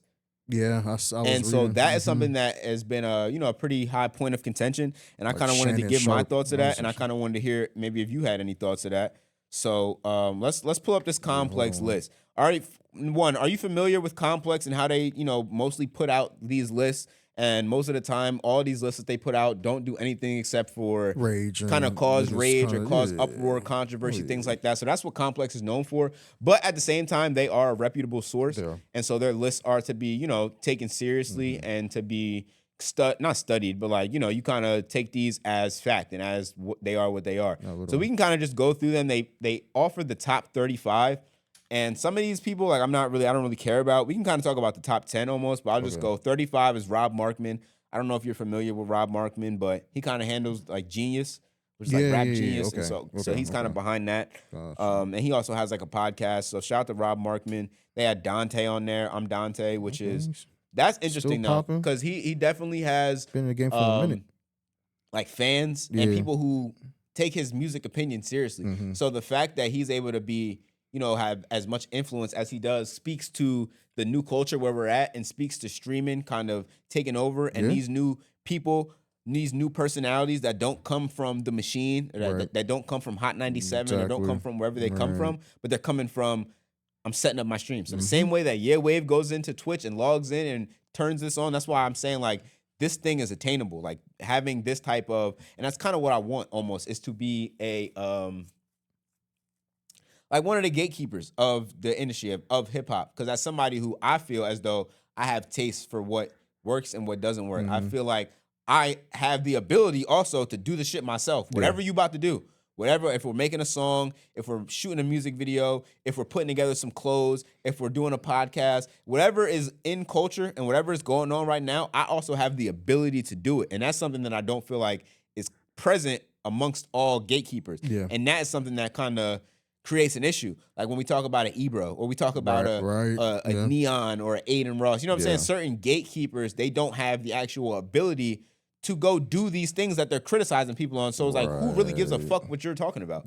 Why do we actually care what you're saying? Because you can't go do that shit. So now I can go spit a 16 and I bet a nigga $100. We can bet whatever, nigga. Honestly, we can bet a stack, nigga. I bet you after I spit that 16, you won't say that the shit was whack. I promise you won't say that. I know for a fact you won't say that. But that's not even on some bragging shit. That is saying that I have ethos. I have the ability to speak on what it is we're speaking on. Because I can do the shit at a certain level. And that level has been, this is not just me saying it. It's been referenced by other people. It's been fact-checked by other people. And it's been validated by people that have status and have a certain notoriety. So I don't really feel the need to be talking to certain people. That's why when I did my podcast, we did the Lock-In podcast, I gave my niggas a hip-hop trivia challenge. Because it's certain shit. Like that was when J. Cole's album came out. The Fall Off. So it's for everybody. I don't really give a fuck what you think about the fall off. Like, I don't really give a fuck what you have to say because if I ask you what group was Cameron and Joel Santana and Jim Jones and famous Harlem group, what rap group was that? Most people don't know that one. And if you can't tell me Dipset, and if it don't come like this, I don't really give a fuck what you have to say because there's certain shit that you don't know. Like, if I ask you who song is More Money, More Problems, if I ask you who said, now what y'all want to do? Want to be ballers, shot. If there's certain things in this culture and in hip hop, if I ask you who's the star of 8 Mile and you don't know, there's just certain shit that I don't give a fuck about what you're saying. You know what I mean? Yeah, no, because there's makes just certain sense. things that are in this culture that I feel like, and that is what the gatekeepers of this present day, they don't uphold really these things. And so there's certain people where they get a pass, like a Blackboy Max gets a pass because you put people in the studio and you're engineering and you're taking your time out to do certain things. But I don't even know if his hip hop bag goes that deep. You know what I mean? But it's certain things like this is hip hop at the end of the day. Yeah, no. So that's this hip hop culture. All this shit stems from that. So I feel like in any way, if you're a basketball player, you watch Michael Jordan. Right. If you're a basketball player, you watch Kobe Bryant. Right. You watch fucking Kareem. You watch the legends of yesterday to be able to understand what they did for the game and their importance to the game. So when niggas that are in this current today era don't do that, don't hold that respect for that, or don't even know certain shit, it's like, okay, we're losing recipes. And that's what I feel like. I feel like as a cultural advisor, yes, or an advisor to the culture, because that's what I am, and I contribute to the culture also and get my own swag up. It's not like I'm just taking shit in. Yeah. I do this shit too. So I feel like that is why I hold a position here. We seeing it from when I was however fucking young years old, because that's not some one-off shit. Like at the same token, I remember this nigga going to fucking Myrtle Beach to shoot a video with DMX and Jadakiss. Like, you know what I mean? So it's like there's certain shit that I just remember being a part of. I done been to fucking Brooklyn or wherever the fuck we going to shoot commercials for the Wii with my nigga. Shout out to Free, Set Free. I need to get you on the pod. I need to get interview with you. He got the compound in Brooklyn. Okay. I don't know if you seen niggas wearing like a hat on it that say 7, but like a lot of niggas wear that hat, and that's his shit. Okay. But like I was doing fucking commercials with him when I was like 8. You know what I mean? Like, or auditioning for shit. So all of this entertainment, whatever you want to call it, whatever it is, this is wrapped up in what I like doing. I have a background in it. I have a history in it. I have an ethos in it, which allows me to speak with the arrogance and confidence that I speak with. Because at the same token, this is content, so I don't give a fuck. But it's like I really am believing and passionate about what I'm talking about. And that's kind of why I wanted to go over this hip-hop list. Let's just go to the top 10. Right. We don't give a fuck about all these niggas over here. So we'll go to the top 10, right? Number 10 on the list. Number 10 on the complex hip-hop media people of the year list. Number 10 is Blackboy Max. Oh, yeah. So shout out to Blackboy Max. Shout out to Jersey. That's Jersey. He from Orange. Okay. I think West Orange, I'm pretty sure. Or somewhere up North Jersey. I met Max once at he came to like a darty that my man was throwing back when we was at school. So like I met him like one time, but that was way before. I wasn't even really familiar with the streaming shit. I didn't even like understand the landscape. I didn't understand what he was building with 5 Star, the community. I didn't get none of that shit. I was like, oh, okay, he the bull. He okay, Blackboy Max. Because I'm telling you, I'm still on some rapping shit. Yeah. So I'm thinking I'm the bull. Nigga, who the fuck is Blackboy Max? Like, that's how I was thinking, which is crazy in all honesty, but that's the arrogance you got to have. That's why I'm here right now. You got to be delusional. Because it got to start from somewhere. But all that shit is, we could really get into that, bro, because everything is, honestly, at the end of the day, is what you think. So that nigga didn't get the 5 Star and get into none of that without thinking in his head that he was that already. There, right. So me thinking that I'm that already is only going to manifest into that happening. So that is a whole tangent. And that's some shit that I also am going to start talking about when I'm here and getting into on that here. A lot of different, kind of outlook and philosophy things and things that I think about the world, because we can actually talk about that when we talk about this virus shit. Yeah, sure. But, so Blackboy Max is number 10. I think honestly that's a valid spot for Blackboy Max. Yeah. Because he definitely has influence in the culture, and he definitely is in somebody in terms of hip hop media. I've seen a lot of people on this shit. Yeah. So many people go to In the Booth. So many people record content with Max. And at the same time, he's making music with these people. He got nominated for a Grammy this year for a song with Fred again and Skepta. So it's like there's a lot of shit that's going on, and he's breaking walls in the streaming industry that people didn't think were attainable before. So shout out to my nigga Max, yo. Shout out to Blackboy Max. Who else we got? We got Ebro at 9. So I have a bit of a disagreement with this stance right here. I don't think that Ebro is a commentator. that is of that much importance at this point in 2026? Because it's like literally like Hot 97 just fired you. Yeah. Hey, well, If Hot 97 just fired you and Peter Rosenberg and Laura, Yeah. shout out to them and shout out to what they've got going on in their production. But if Hot 97 just got rid of you, clearly you're not as a marquee item as you may think that you are. And as your respect and your lineage and your history precedes you, of Right. course. So they're going to put you there out of respect. But nigga, nobody's going to Ebro for an interview. Nobody's going to sit down there. You literally, it's like the Skip Bayless of exactly, bro. That's the Skip Bayless of rap. The Skip Bayless of rap, which is like not some shit that you want to be. The only people that go there are people that are going to Apple because their label has contacted Apple because he's the like head of music or whatever he is at Apple Music, which is fine. But you have that podcast there because you're contracted and you're employed to do that job. So now people are also contracted and obligated to be there. I'm going to do this appearance because it's going to bode well for my album sales. It's going to bode well for me in the long run if I go sit down with Apple Music because that's such a big, network and machine. They're not coming to sit with you, nigga. They're coming to sit with Apple Music. So it could be it could be me sitting there. Yeah. And they will get the same shit. You know what I mean? So it doesn't really matter. And that's the only shit that you have. You also lost the Hot 97 shit, and they put Meryl on there, who is tanking Hot 97 day by day. That shit is not really doing what it's supposed to do, and it could be way fire. They should have.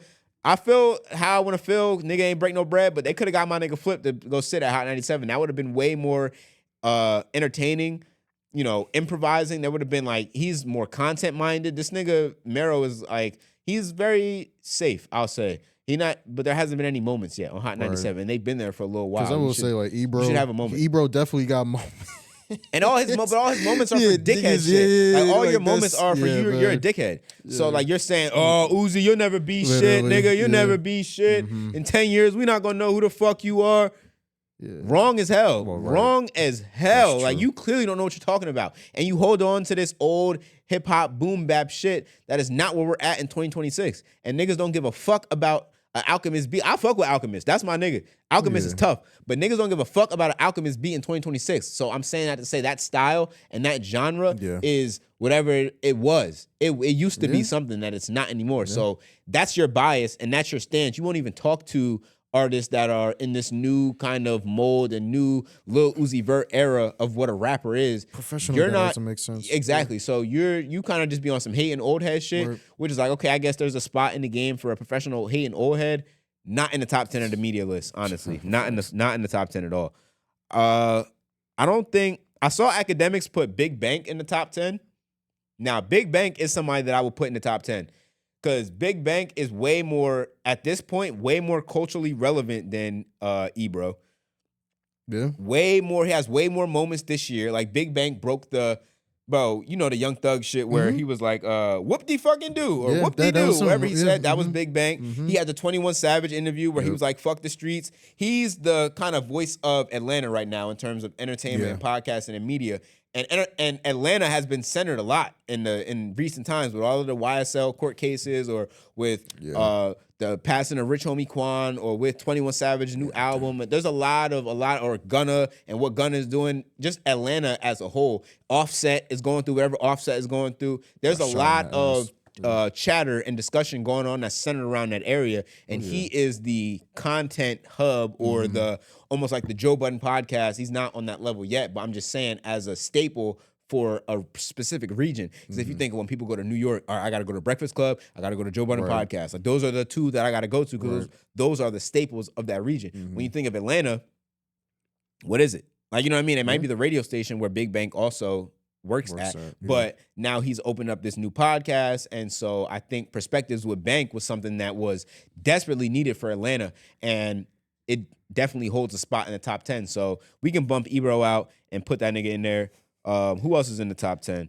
Well, I also saw another person and who's right under him, who's outside, but it looks like he was number one. But Kai, man, what you think about him? Oh yeah, so I think I think they had Kai at maybe 12. Right, yeah, they had Kai at 12, which is accurate. Kai has stepped away from streaming as a whole, so that of course includes anything like hip hop. He also kind of, it seems like with this fashion shit, is kind of distancing himself from the culture that he kind of once was a part of, which is the hip hop culture. The streaming thing, it comes out of the hip hop culture because a lot of these streamers are 2K YouTubers. Yeah. That's Yeah, what Kai Cenat exactly. is. That's what Aiden Ross is. That's what all of these niggas are 2K YouTubers. Agent, most of the AMP guys. Right, AMP, You think yeah. of Flight, you think of Cash Nasty, you think of like 2K. whoever you want to think Oh, of. yeah. A lot of these guys are 2K community, and that 2K community is a side of Twitch that's not the Fortnite gaming, Right. Ninja, Neon. It's not that Right. side of Twitch. So it almost stems from hip hop culture in a sense, because it's like a Niggas lot grew of up in the it, though. a lot Like, of that's what- the associations are there's a lot of like, you know what I'm saying, cross contamination between both. Like that Venn diagram, like the shit that's in the middle of the Venn diagram is a lot of shit in there. So I feel like they're Kai was almost in one of they those, almost yeah. come from the hip hop community,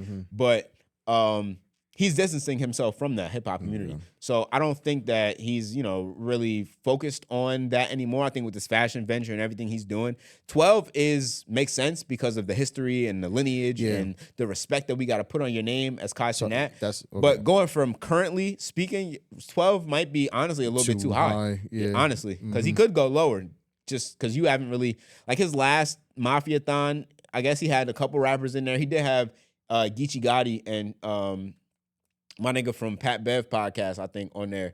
Oh, I know forget you're his name. talking I'm about. blanking on his name right now. Whatever the fuck his name is. But so he had them on there battle rapping, which is some shit of hip hop culture.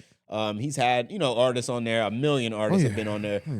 So he had a spot at one time as the new Breakfast Club, like as the new spot where artists are going to promote their album and artists are going to, okay, I got a new something coming out. I'm going here because this is where everybody's eyes are. Everybody's eyes are on Kai Cenat, so I got to go here. But those days are kind of over. Blackboy Max is taking over where, you know, he kind of left off at. Neon is taking over where he left off at. Yeah. Speed, not so much, because he's, you know, on some worldwide, he Mr. traveled Worldwide, everywhere. Pitbull shit. What Yeah, the he fuck? Mr. Worldwide. Yeah. But Aiden Ross is another one where some rappers go. And so But yeah, who's in this top 10? Yeah. we also have, I'm going to skip over Kirko, because Kirko is a Twitter page. They're number 8. Yeah. They're a Twitter page, and it's like they kind of do a lot of reporting. Right. But they just, if the baby announces that the Pop That Thing remix is coming out with Glorilla and whoever else, they're gonna post the baby Pop That remix, Glorilla, blah blah blah, out on Friday, and that's gonna get a lot of traction. And they have a lot of a following, but they're not really. I don't know if they're breaking anything. I don't know if they're breaking news, and I don't also know if there's a face associated with Kirko, because it's like, I don't know, hip hop media. I guess they do kind of count as hip hop media because that's a very big outlet on X. It's a Twitter profile though, Right. so that's all that it is. But they got the 8th spot, which is cool. 7 is Rory and Maul. Now, Rory and Maul, previously the co-host of Joe Budden podcast, before he went and got, you know, they had their falling out and he replaced them. But they do hold a spot in the culture as being, you know, kind of inside ears and having inside information. Maul, of course, is Big's brother who started Rockefeller with Dame and Jay-Z. So he's just naturally going to have some intel. He also is very close with Drake.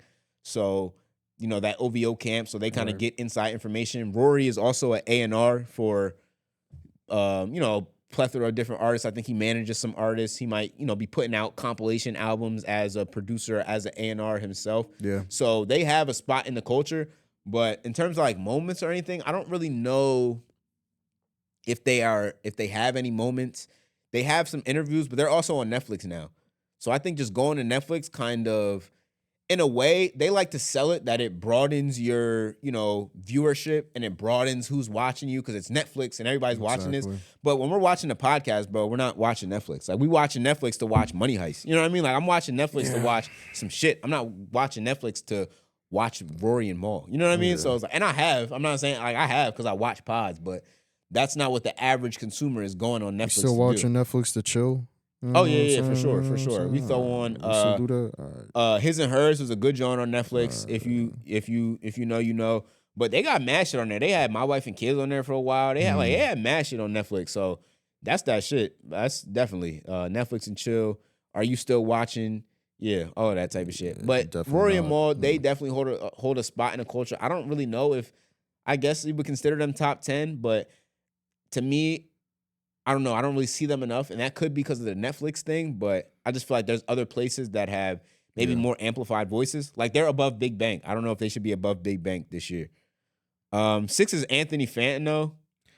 I hate this nigga, bro. Yeah, he's been in the game. He's another nigga that's been in the game for a minute too, and a lot of people respect him. Yeah, I just hate this nigga though, because like Yeah. everything he says is like on some hate and shit. Like he's always Yeah. like He's a very, very more harsh Ebro. critic. He's a very harsh Ebro. critic. So to me, that shit is like, all right, buddy, and you be like looking like I don't know the glasses, and it's just bald white man. He To makes me, it just screams like outsider, and I don't give a fuck if you've been reviewing music for 30 years and whatever, nigga. This goes back to my point about let me hear your 16, bro. I don't give a fuck about what niggas are saying if they can't show me a 16 that they wrote. But in a similar fashion, like what if like KD, we talk about him being a cupcake, and again, he's my DMV brethren, but we talk about him, leaving OKC for Golden State and shit like that. What if he just started coming in and he's active in these Twitter streets too. He's like, oh, you can't talk ball, blah, blah, blah, because you can't put the ball. Like, do you feel like in a similar fashion, like someone like Fantano can't, or would you, or I guess let me reword it, like, do you think KD would be justified if niggas like you and I started talking about and criticizing his game? Yeah, game. Because again, we have hooped before. Like so we are in the culture. So I see like your issue too. Like when some people like they that you can tell that they didn't grow up in that shit. They don't appreciate the culture in general. They just using it to make bread. Yeah. You know what I'm saying? So, but like, do you feel like there's a balance that you can have, or is this like, you gotta spit that 16, nigga? There's definitely a balance, but here's what I will say. Yeah. The balance comes in when it's time for you to do your review and it's time for you to give your opinion, and your opinion comes out and it's deemed fair by the general consensus. And overall, what we think about it is this is fair. This is a fair criticism. This is a fair critique. Yeah. But when the general consensus is this nigga just be hating, like he don't never rate no shit good. He don't never, so it's like, all right, nigga, fuck you. Like, what are you even here for? Yeah. You here bullshitting, you, I don't know if you're rage baiting. I don't know what you're doing, but I don't really like what you're doing. And just your get up and everything about you is just like, I'm not fucking with it. So I'm going to pass on Fentanyl. You definitely not number 6. If it's 30 niggas on here, you definitely not number 6, bro. You are damn well not number 6. But then we got 5, Charlemagne the God. Shout out to Charlemagne. Kind of low at number 5, honestly, because you think of him, you think of the big 3. I think the big 3 is Act, Joe, and Charlemagne. Yeah. That to me is the big 3 of hip hop media, and has been for the last 10 years and running. So I think that they're normally the big 3, but him being 5 speaks more to him taking a back seat in terms of the iHeart deal. Right. He's the one that kind of brokered the Netflix deal, which is like a $200 million deal for his new brand. And I don't even know if that was the Netflix deal. That might have been something completely different, but I know he got $200 million. That's the headline. And he's also on Netflix now, and he's the one that's kind of in charge of the rest of the shows that are on Netflix. They're not really doing their own, what do you call it? What do you call it when you're going back and forth with a negotiating? Yeah. These other shows, they're not doing their own negotiating with Netflix. Charlemagne is doing the negotiating for Rory and Mal, for all these other shows, because it's kind of like, all right, so if you're about to buy DirecTV, you tell DirecTV that you want all these channels right here. And so when you get the package, the package comes with all these channels. So Netflix is kind of in the same lane. So they're going to Charlemagne like, all right, we want this iHeartMedia thing. We want all the podcasts that are on iHeartMedia, but we're just going to cut you a check. We're going to tell you a number, and that is going to include all of these shows here. So he's kind of he's the money man. He's the dude in charge, and that's leading the charge for this new operation and shit. So 5 is kind of low, but he hasn't really had as many moments, and I'm sure he's kind of diving back and stepping back into that mogul game. So behind the scenes, and he's still doing what he's doing. They're still having interviews and stuff, but I think people are just used to Charlemagne doing like otherworldly shit to be like number 1, of course. Put some respect on my name. Exactly. So like if you're not having those moments, or the Dame Dash moments, or the Kanye moments, so like if you're not doing those on a consistent basis, people are gonna think that you falling off. But really, you're not falling off. You just diversifying the portfolio. But because Charlemagne, he's born in 78, so he's pushing 50. He's transitioning into that mogul type of role. But then there's other people like they got Fat Joe and Jadakiss at 4. I'm not gonna lie, bro. I don't have Fat Joe and Jadakiss at 4. I don't have Fat Joe and Jadakiss over Charlemagne. I don't have, because like they just came out the gate, and their podcast is very successful. They got sponsors, they got whatever they got, but that is a Rock Nation podcast. That is the mouthpiece of Jay-Z. That is Jay-Z and Rock Nation funding attached to that and pushing that and getting that out there and making it seem like they just always doing something. They just always doing something. And shout out to them. I don't have no like grudge against it. I just don't really think that the podcast is that entertaining. Okay. Because if Fat Joe, people talk about Fat Joe stories. To me, that shit gets old. This nigga just sitting up here lying about some shit that happened. It'd be funny sometimes. Or if I'm watching him with Jeff Teague, if I'm watching him with Joe Budden, if I'm watching him with somebody else that I'm kind of interested in watching, You'll watch it. then I'll watch it. I'm not soloing watching a Fat Joe and Jadakiss episode. I'd never do that. Like, I would probably never happen. I only did that, I think, when they interview Max B. Or like if there's a guest that I want to hear from, then I'm going to sit down and watch it. But honestly, bro, I'm not really checking for that. And because I just don't feel like it's as, like, there's not going to be no cutting edge journalism coming from that platform. There's not going to be any, you know what I mean? Apparently they broke the J. Cole, Blizzard 2026 mixtape. They were the ones that previewed that. We was going to get that anyway. And once we got it anyway, it was going to make its rounds the way that it made its rounds. So I can't really credit them for that. They're on Netflix as well. So, I guess the viewership is there, but I don't know. I'm just not the biggest Fat Joe and Jada pod fan. Shout out to them individually, though, and as rappers. Jadakiss is probably one of my favorite rappers ever. They just need, My bad. Exactly, bro. And I could go play the song with same Flash right here from this video on a song with Kiss. So, like, I've been listening to these niggas forever. But I feel like they need somebody young, somebody who's, like, from Jersey named like YEAWAVE to be like the moderator of that show, because I feel like it would like work way better if they had some young energy in there steering the conversation, not just letting this nigga lie the whole time. But moving on from Fat Joe, because they were number 4. Number 3 is DJ Vlad. Number 3 is DJ Vlad, and I feel like Vlad is justified at number 3. This nigga gets like 30 million views a year on YouTube. Can't even say that he's not one of the biggest, but it's just his face is not the face. Right. So, you know what I mean? So for that reason, it's kind of like, you take it with a grain of salt. But he has switched it up now. He's kind of, putting himself more in the hot seat now and talking and doing interviews. But he's out of here, bro. Vlad is viral. Vlad is important to the culture. People going up there giving stories. And it's almost like the stories that people are telling, it's almost like people can go back and watch those forever. You know what I mean? Because they're on YouTube. Right. He's got videos from 2011. You know what I'm saying? Like, he's got videos from a long time back. So people will always be able to go back and reference what's going on and reference Vlad and all that type of shit. So that's respectable. Then number 2 and number 1, we got Joe and Ak. Do you have any comments on the top 3 or the top 2 or the top 1? I mean, it's not really surprising. Ak, Ak has been, he's been just seeing his growth in real time, for better or for worse. It's actually interesting because I would have thought like years ago this man would have literally been tossed out, but nah, he's still kicking it and stronger than ever. And Joe Budden, he's someone that I've been listening to since I've been alive, I guess, whether he was with like Slaughterhouse, you know what I'm saying? He, of course, he had that, that song "Pump It Up." Like, was 20 years ago, he got that hit song. So, yeah. So it's just funny, just like Joe. I'm not gonna lie, like Joe Budden came out on some like Ebro energy when he first started coming out, especially in the content like 2016 with like Lil Yachty and all that type of shit. Exactly. And at that time, it was the same. Like, bro, I was still younger. I was younger coming up in it. So I'll talk about Joe for a second. I was younger coming up in it, so I'm fucking with Yachty. I'm fucking with Migos. They say, if a nigga hating, call him Joe Budden. Pussy. Like, I'm listening to all that. Like, yeah, fuck Joe Budden.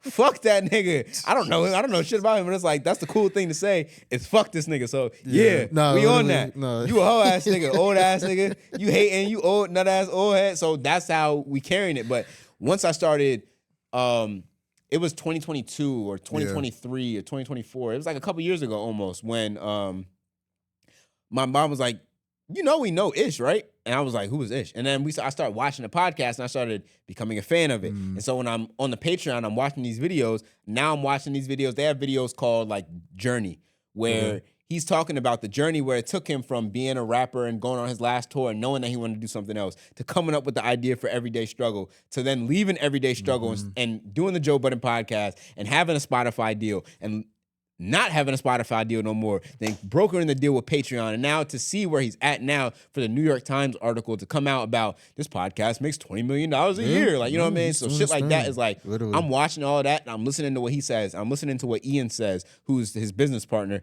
And it's kind of like the 1A and 1B of it. I'm listening to what they say. I'm on the Twitter spaces listening to them talk about the landscape and what's going on right now in the ecosystem and what podcasting looks like in 5 years and what it looks like in 10 years. And what I'm listening to all that shit, trying to soak up this game because this entertainment form of this shit, this, you know, conversational but almost journalistic type of broadcasting and just on air reporting and talking is something that I love doing. It's something that I am familiar with. So hearing how he did it, because he's fully independent and he doesn't have to answer to anybody and he doesn't work for a complex and he doesn't work for, it's the Joe Budden Network. That is something that is very inspiring to me. That's something that is very, very, very, very inspiring to me, especially as somebody from New Jersey, somebody who I've been to the fucking place where they shoot the pod. Like I'm touching I edit it for the people that work on the podcast. I'm like right here. The 6 degrees of separation are very, very, very minimal. And they're getting to 5 and 4 and 3. And so eventually it's going to be me on the couch sitting there talking and doing an interview. But you know what I'm saying? So this is where it starts though. And so just hearing it and becoming a fan of the business practices, not even of the entertainer, because you become a fan of the entertainer, like just from watching the pod, because he's the entertainer.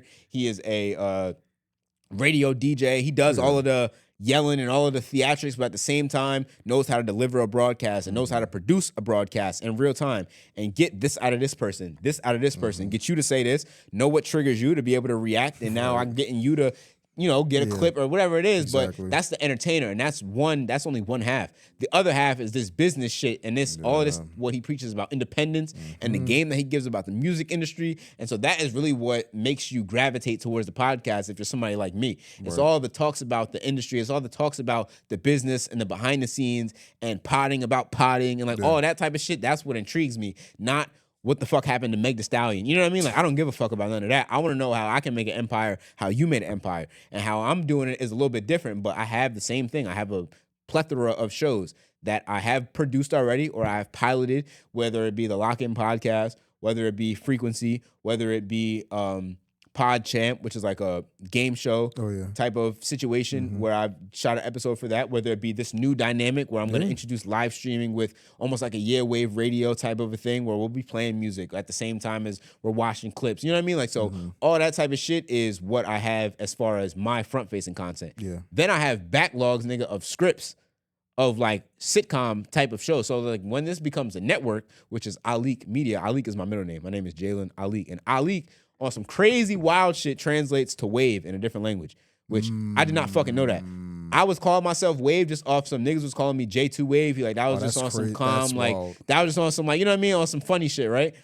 Then one day I'm just doing that because I'm very into etymology. I'm very into what do words mean. I'm into shit like that because I like my knowledge be going deep. I be trying to do the etymology science. is the origin of words. Yeah, you know, for all you dumb niggas. Let me not be over niggas' heads, bro. Yeah, that's what a word means, bro. Yes. Where do they come from? But I'm into etymology. St. John's word. You know, some of these niggas ain't graduate high school. I'm into that though. I'm into all of that shit. That's what I'm into. So I'm looking up what is the etymology of Alik. What does Alik mean? What does my name mean? Because Alik is my uncle's name. So that's my uncle who is my brother's dad.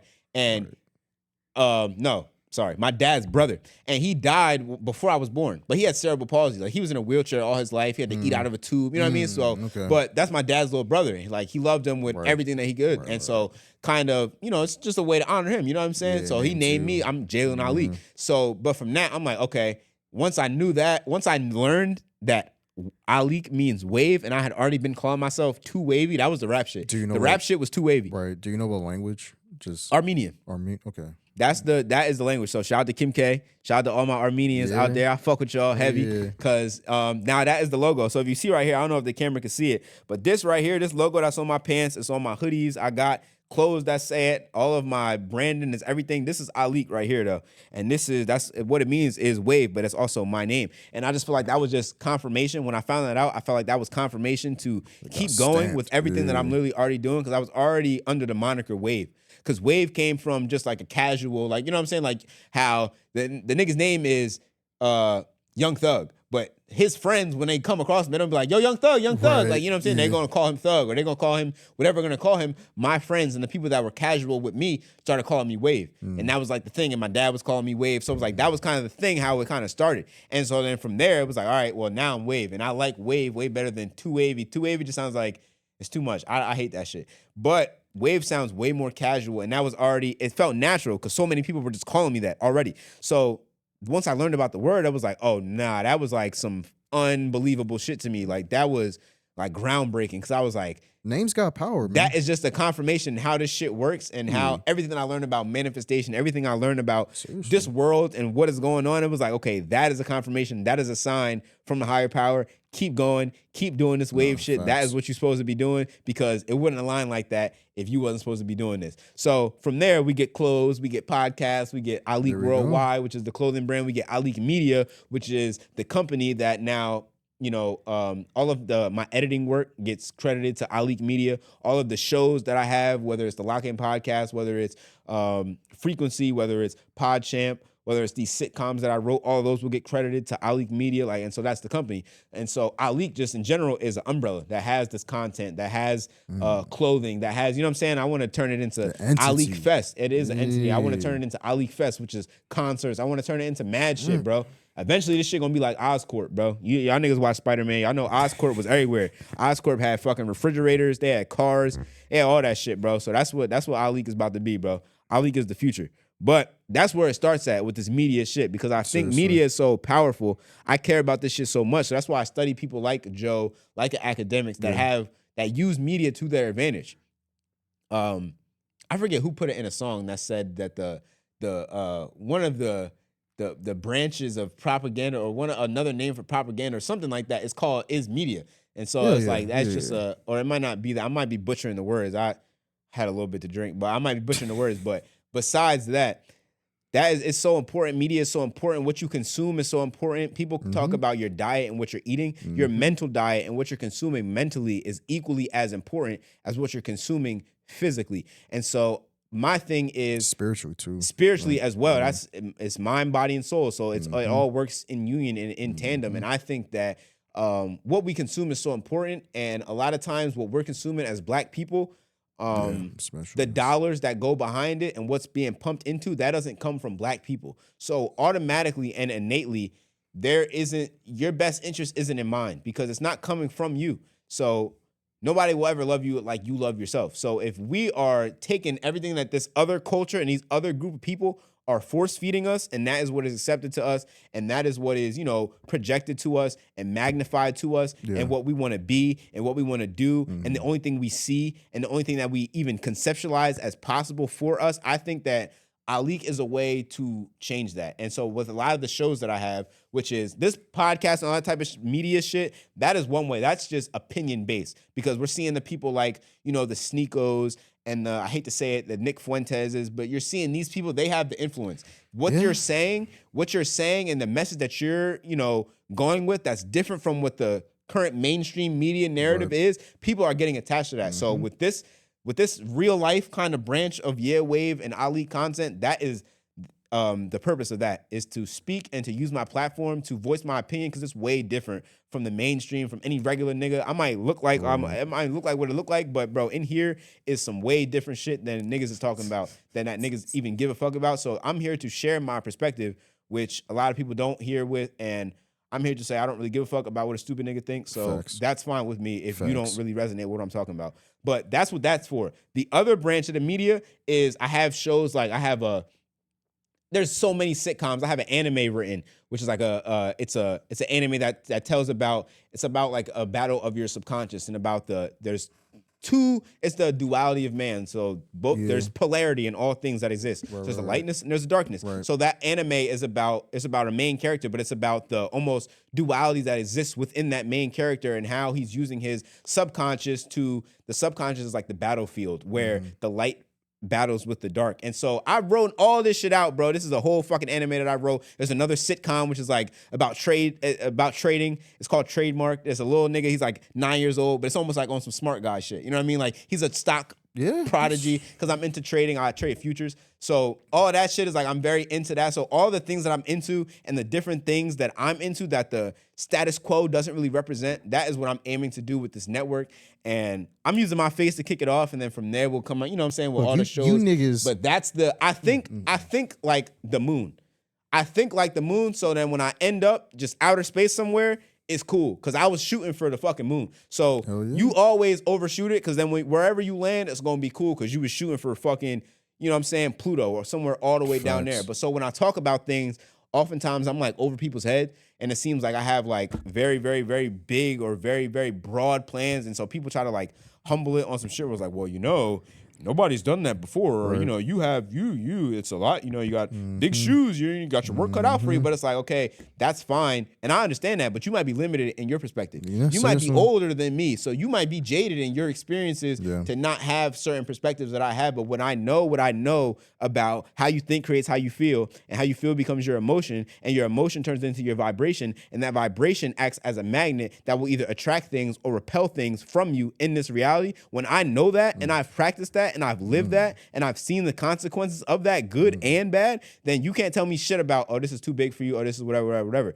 Because we're not even thinking from the same plane. We're not on the same plane of existence. You don't live, you don't operate on the same frequency that I operate off of. And so that's why I don't really listen to niggas. I don't really have a lot of like I don't really give a fuck about what people saying, honestly. You know what I'm saying? Because like, mentality. I mean, I'm coming at it from a different perspective. I'm thinking about some shit way different. So that's why, like, when I think about some shit like the virus, right? Like this new Hana virus shit. You know what I mean? Like when I think about some shit like that, it's like, all right, I get what they're trying to do, but some niggas just shot up the White House a couple weeks ago. Facts. Right before that, it was, okay, we going to Iran, and now the war is starting, or we going to wherever the fuck we going, and the war is starting. And before that, it was, now the gas price is $10. And before that, it was COVID. And before that, it was, you know what I'm saying? It's always, so before that, it was Mike Brown and Trey and George Floyd. You know what I mean? So there's always something that's going to happen so that you can stay in a perpetual state of fear, a perpetual state of low vibration. Because when you're in that vibration, you're susceptible to do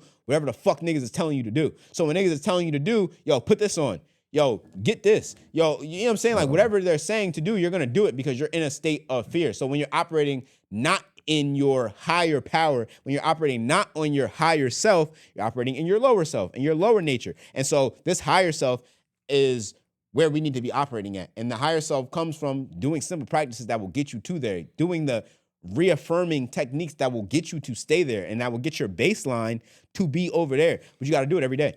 You got to be intentional about knowing where you stand with your frequency. Be intentional about knowing where you stand with your vibration, and not letting what the fuck CNN says be able to dictate your vibration. Not a lot of free thinking, man. Exactly. Like, it's where our generation especially is like, and I blame social media. A lot of it is because you can fall into a certain way of thinking very very aggressively, you know, but it's like niggas are scared to think for themselves. You know what I'm saying? That's why a nigga like you and shit, I know, you know, I be saying, I be getting my takes off from time to time too, you know what I'm saying? Like people would fear us because it's like, oh shit, you're breaking outside the mold that folk want you. And some people just gonna be threatened by that, man. Like, but you should find solace in that. Like you should be excited, you know, that motherfuckers hating, motherfuckers see you as weird, because I mean all these other transcenders, bro, they got their pushback, you know, just like that too. So, you know, you're doing something right. If you not getting any pushback from anybody, bro, you doing something wrong. Like, I'm not gonna lie. Yep. Seriously. Yep. Yeah. And bro, half the time I'll be rage baiting though. So it's like I'm gonna get that pushback regardless, bro. Because I know how to make niggas mad, bro. That's another thing that I've been mastering, bro. I'm mastering that art, bro. That is an art. It is. Everything I say, bro, niggas is you about to have something to say about what I got to say.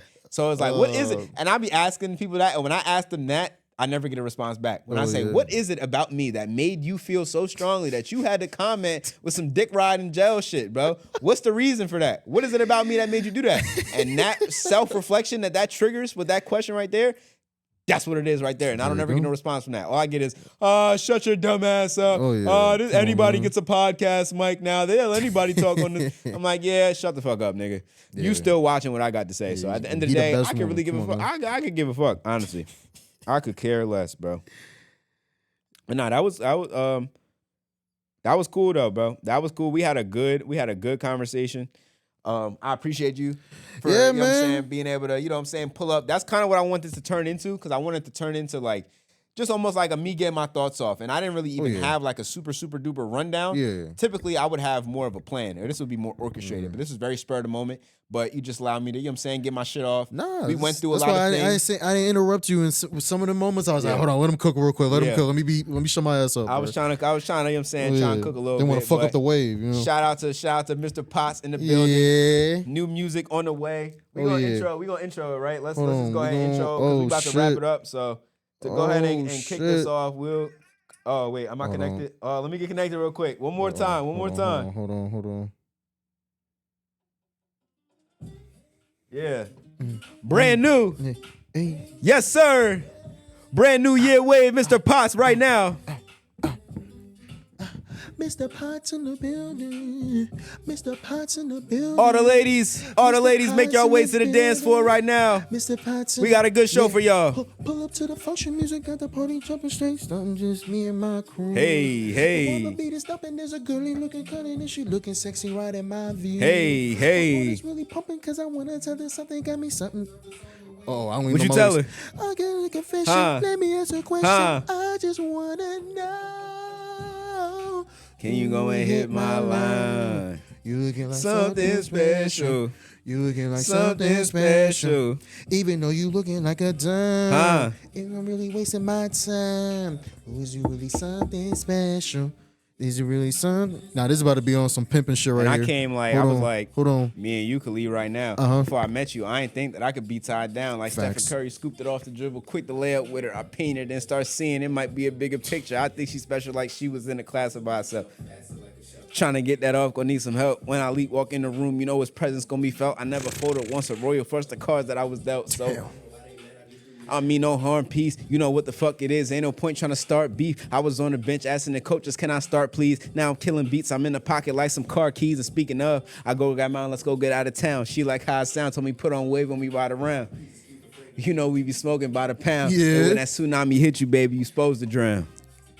Can you go and hit my I gotta add like an ad lib or something at the back we of got, that. We That definitely, shit sound- we finished Studio the song session later. on the way tonight. It is. Yeah, we about to go get that right. We gotta add some part. This is coming to your DSPs. This is coming to your streaming song of the streaming summer services. right here. If some of you niggas don't know how to speak to women, this is to help y'all. All Listen to right. this third verse though. I wanna claim you as mine. It would be yes that you see me as a lame. Mine is burning like a flame. I just wanna know your name. I fumbled that. I got myself to blame. Had her hypnotized and then I disappeared like David Blaine. But she don't get it, can't explain. Only thing I chase is paper. She can't take me out the game. She wanna go fornicate. I'm thinking like, whoa. Hey. She said she don't wanna wait. Moving like a grown. Hey, I'm trying to make it stack, but she recognize a player. Got my last name on my back. Ooh. I'm 1-on-1 with Shorty, look like Kyla Pratt. No, I lost the trust, but we ain't done, so I'ma get it back. I'ma make it right. Come pop with me, I'll pick you up by myself tonight. You know, I know what you like.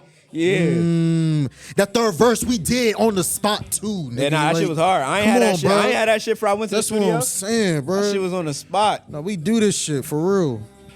Am I really wasting my time? Is it really But yeah, that's going to do it for today's episode, man. So I'm gonna try to be back here. I'm gonna just try to bring some different people here. You know what I'm saying? Talk to them, get their opinions on some shit. We'll talk I about gotta some come back. shit. I shoot gotta the come shit. back at some point. Nah, hell though. yeah. This Nah, is you fun, a bro. friend of the show now. Oh, So yeah. anytime that you're in the area, anytime you want to slide back, we could do that. If we yeah. want to have some more people and kind of, you know what I'm saying, make this like a panel type of situation, we could definitely do that too, because I'm a, you know what I'm saying, master of ceremony. So whatever the situation calls for, I'm going to rise to the occasion. So whether it's 2 people, 3 people, 4 people, whatever we got here, we going to make it work. This is the spot. We at BTS with it. Cinnaminson. It's YEAWAVE. Mr. Potts.